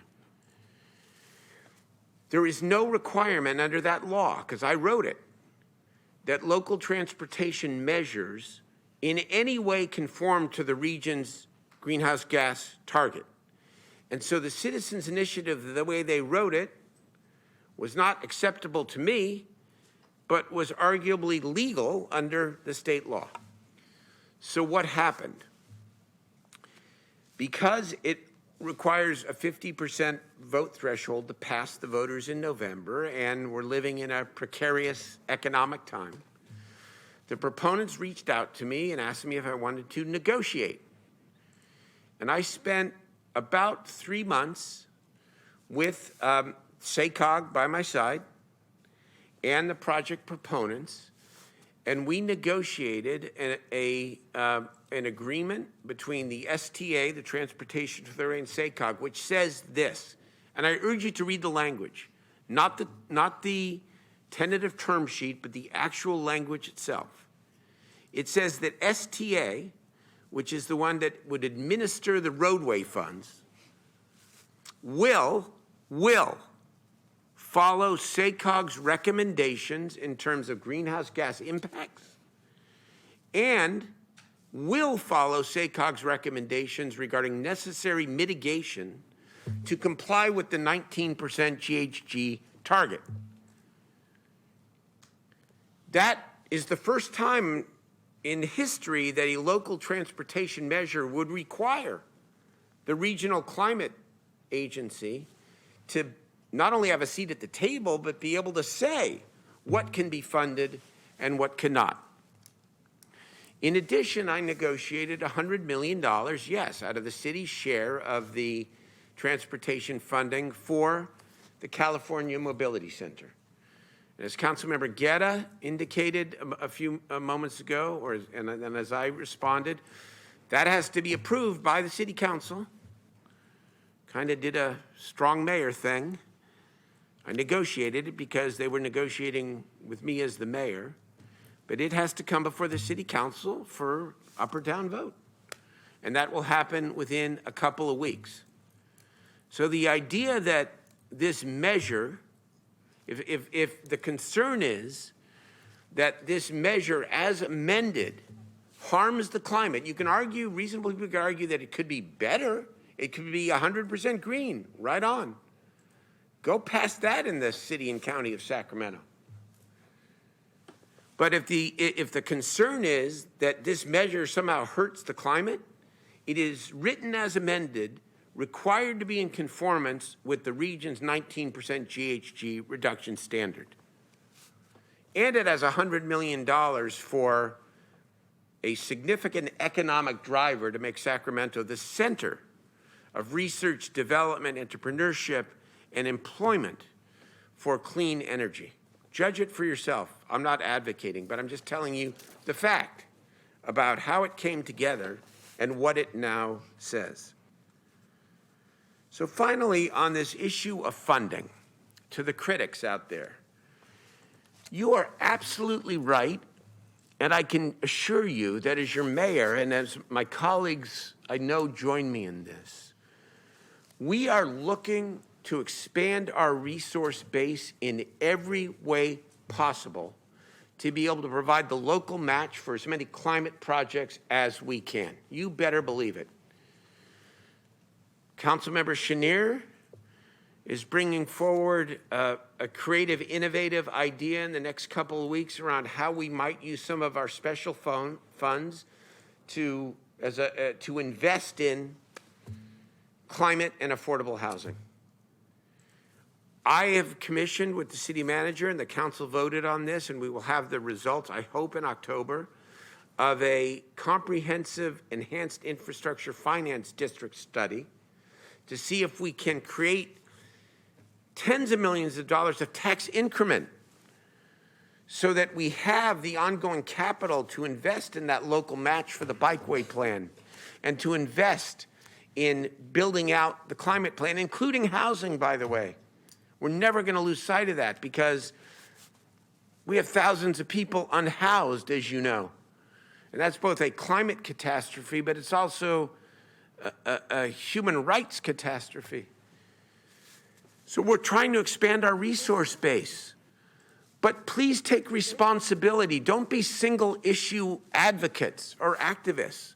Come to this chamber during budget time and help us grapple with the choice between putting an additional $25 or $30 million into our housing trust fund, as I look at Danielle Foster, our housing services director, or more, because there are literally half dozen projects that are in need of about $75 million worth of local funding to be able to build thousands of units where people are unhoused in a way that's consistent with climate.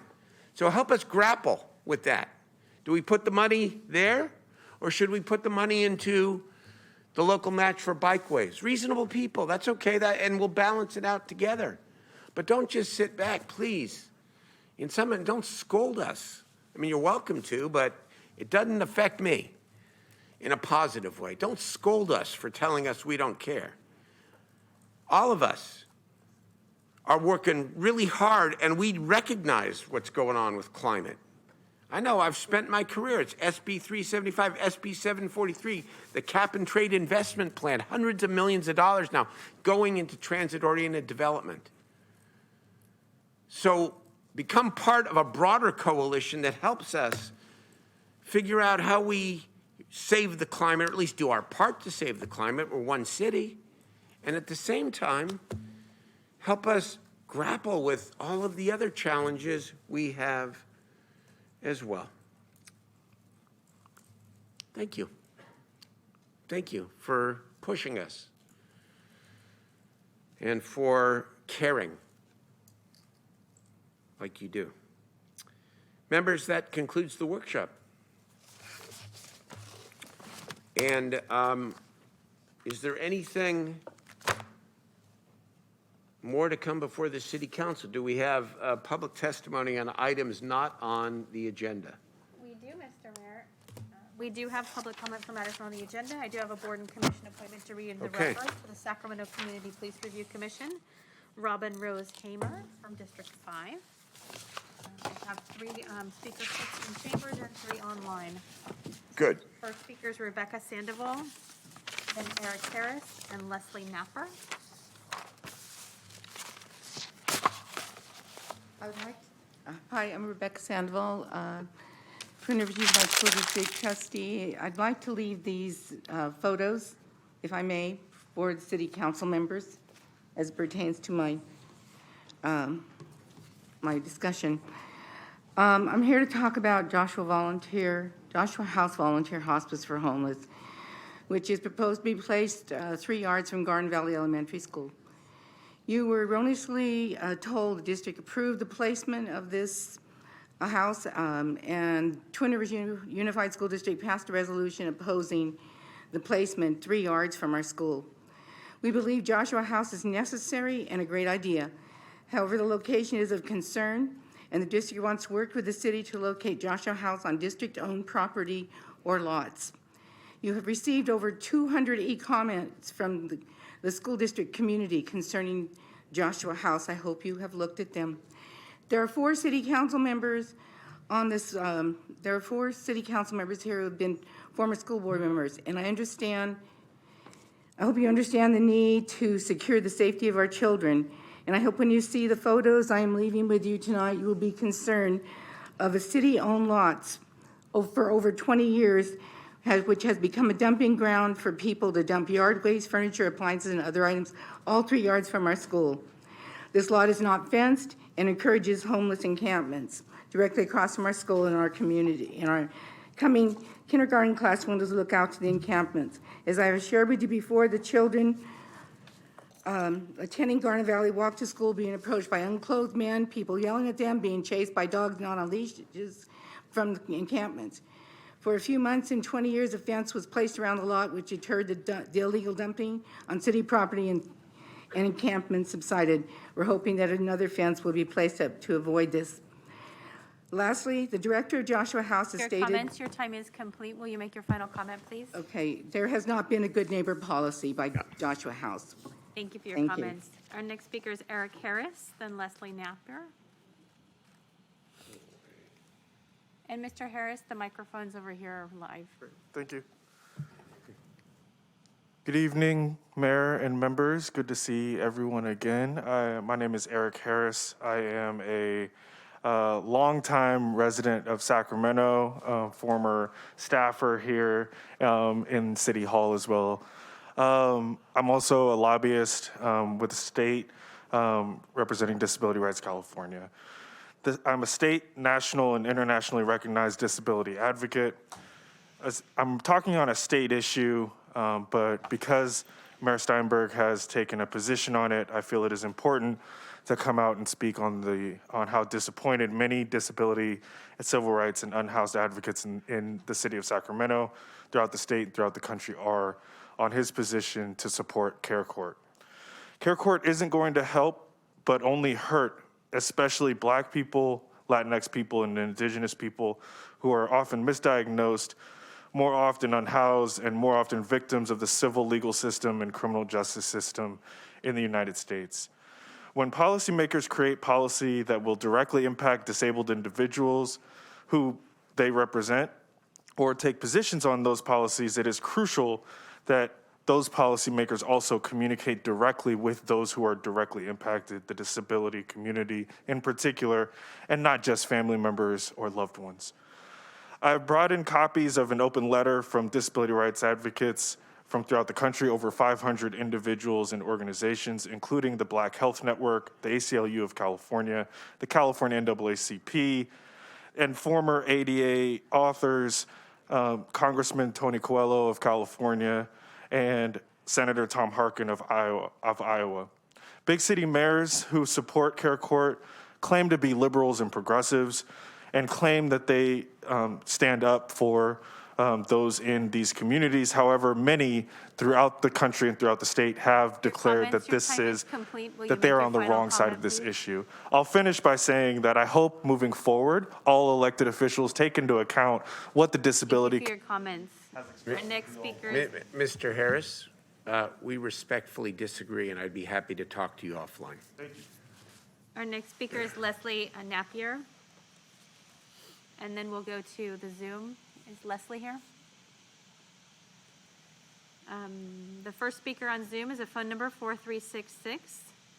Mr. Davis? Hello, yes. I would like to say I was impressed with that leadership, Mayor, on explaining the climate change. That's tremendous acumen. I'm impressed with acumen. I wanted to also say that last week on the consent calendar, there was something that was named the North Sacramento Reinvestment Project. And so last week, I sent my concerns about that being amended to the mayor's office and all the city council personnel, you should have it.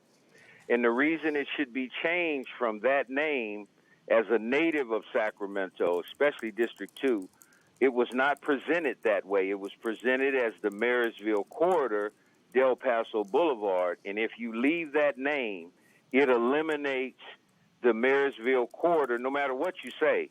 That's what it's called.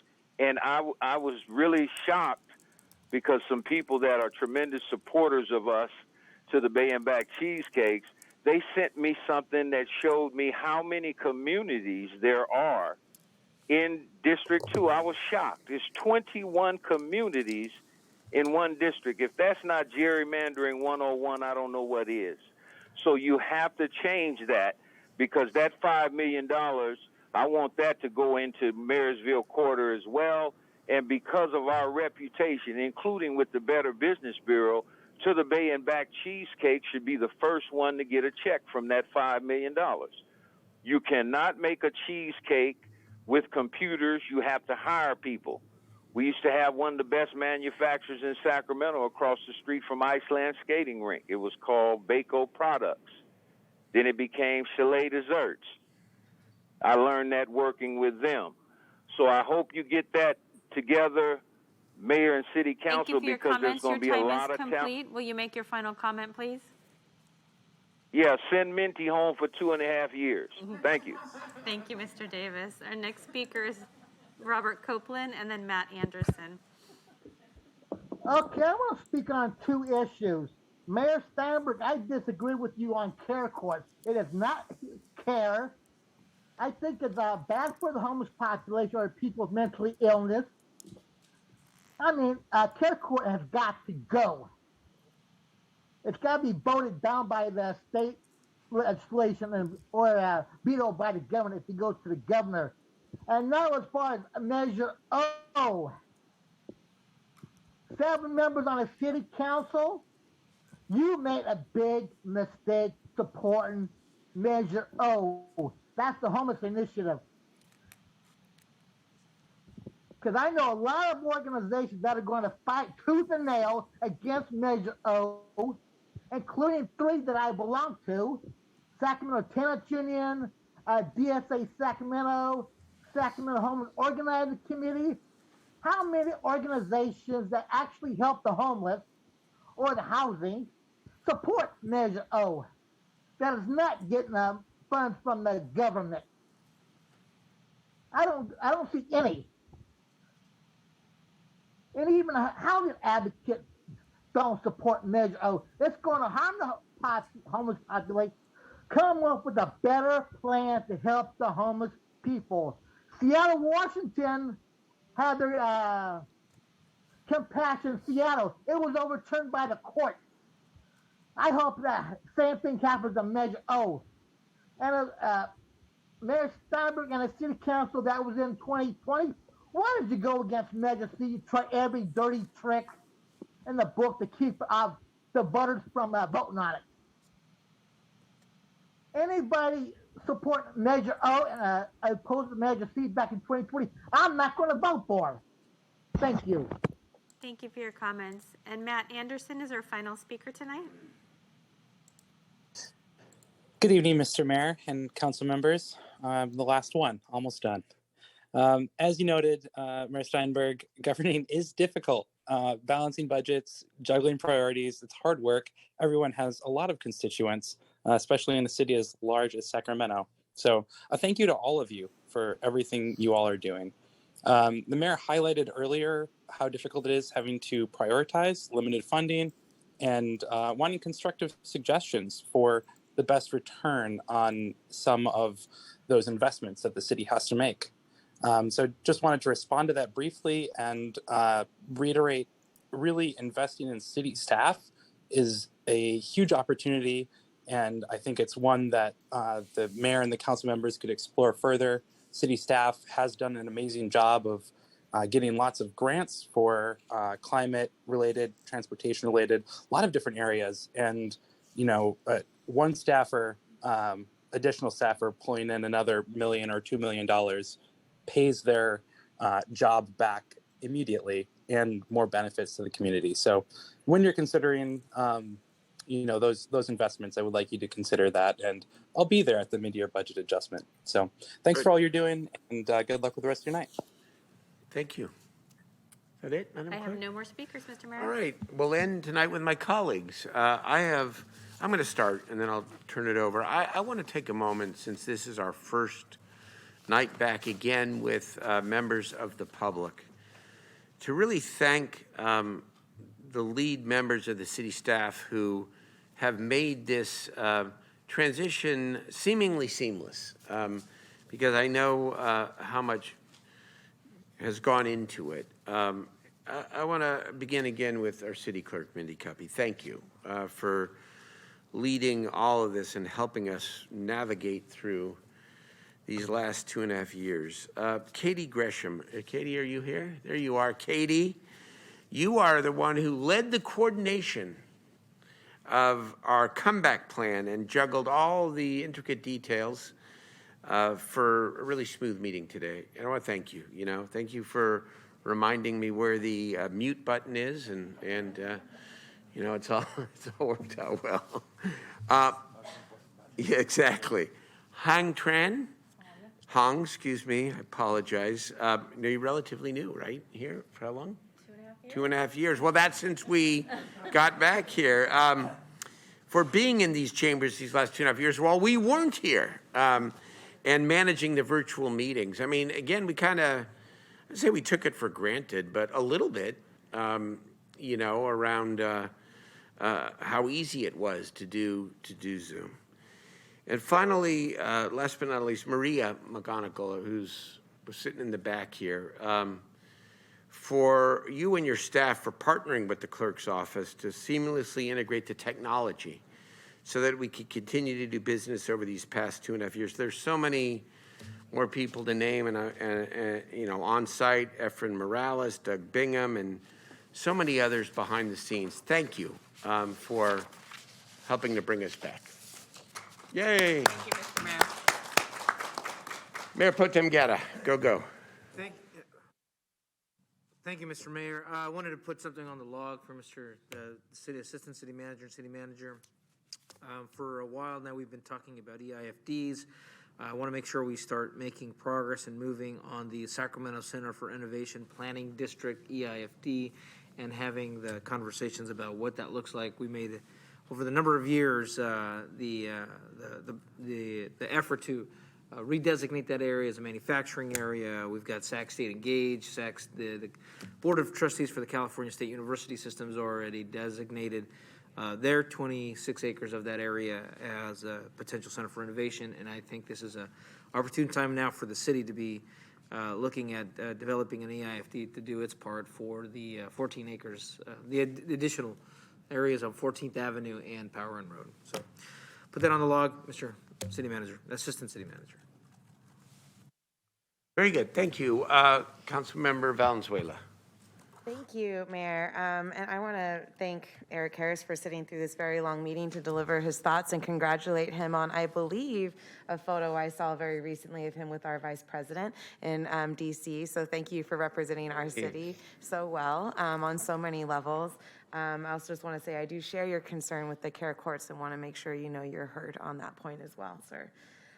First, we launched today, on a separate note, a school supply drive. We're in a 2-week sprint to make sure the kids at Leotada Floyd Elementary have what they need to start school right here at the end of the month. So there's a bin right here in City Hall lobby for all those city employees that are like, yes, I have a bunch of pencils at home I've been dying to find a place for, or anything else you can scrounge up. We also have bins at the YMCA on W Street, Bike Dog on Broadway, and at Leotada Floyd itself. So please help us make sure these kids get started right. We're looking forward to giving them what they need to start the school year. And congratulations to the new principal of Leotada Floyd, who is none other than Sam Floyd, Leotada's grandson, who's lived in the neighborhood his entire life. And we're really excited to work with him to make that school year a success.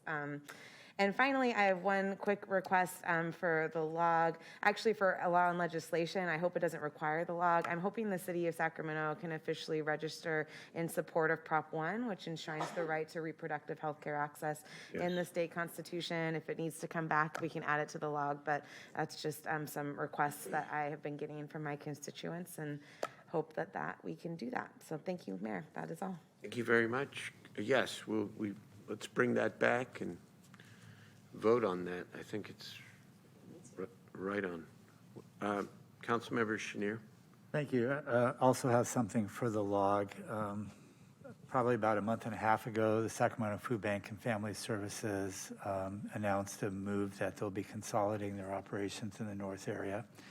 That will leave about 55,000 square feet of 2 buildings in Oak Park. And we want to definitely work with the community and any other potential partners that we have to make sure those buildings are occupied with the highest and best community use. I've had a number of conversations with the executive director of the food bank, as well as some other community members. We've held a town hall. The Oak Park Neighborhood Association has also held a meeting about it. We know what's there, and we've toured the library. We've toured SETA as far as infant care services, which are desperately needed in the neighborhoods. So, Mr. Assistant City Manager, we'd like to formally request some help here from the Economic Development Department and also the real estate folks to help us try to figure out what we can do as a city. We've also partnered with Assemblymember McCarty, who's very interested in supporting our actions as well. So we want to bring something back, but we do need some of the expertise of the city. And Madam Clerk, I could give you a truncated version of that for the log, if you like. Very good. Councilmember Laloe. Thank you very much. I have a request going towards Law and Ledge. I wanted to know what the status on some of these cannabis projects that are kind of hanging in the air, what the status on your meetings have been, and when can we have some definite answers, especially with pertaining to lounges. There's a particular spot in my district that's been sitting just vacant, and it is linked to core operators. So if we could get some information on that by next week, that would be awesome. I also want to give a shout out to Twin Rivers. Unfortunately, Ms. Sandoval had just left, but really, you know, as I don't know if any of you know or not, but Twin Rivers is actually offering free backpacks to all of its students, which has been phenomenal. I'm very grateful to the Superintendent Martinez's leadership, the staff, and obviously the board, really changing up the environment. Grand High School is getting a brand new field that's going to actually be available to the public too, so they can go for morning runs and workouts, which is great.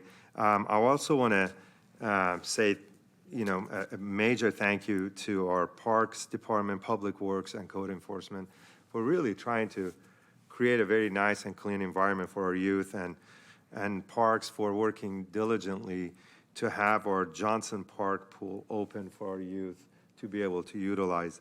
And that's it. Thank you very much. Thank you, Councilmember Laloe. Thank you for a very thorough and important meeting tonight. If there's nothing else to come before the City Council, we're adjourned.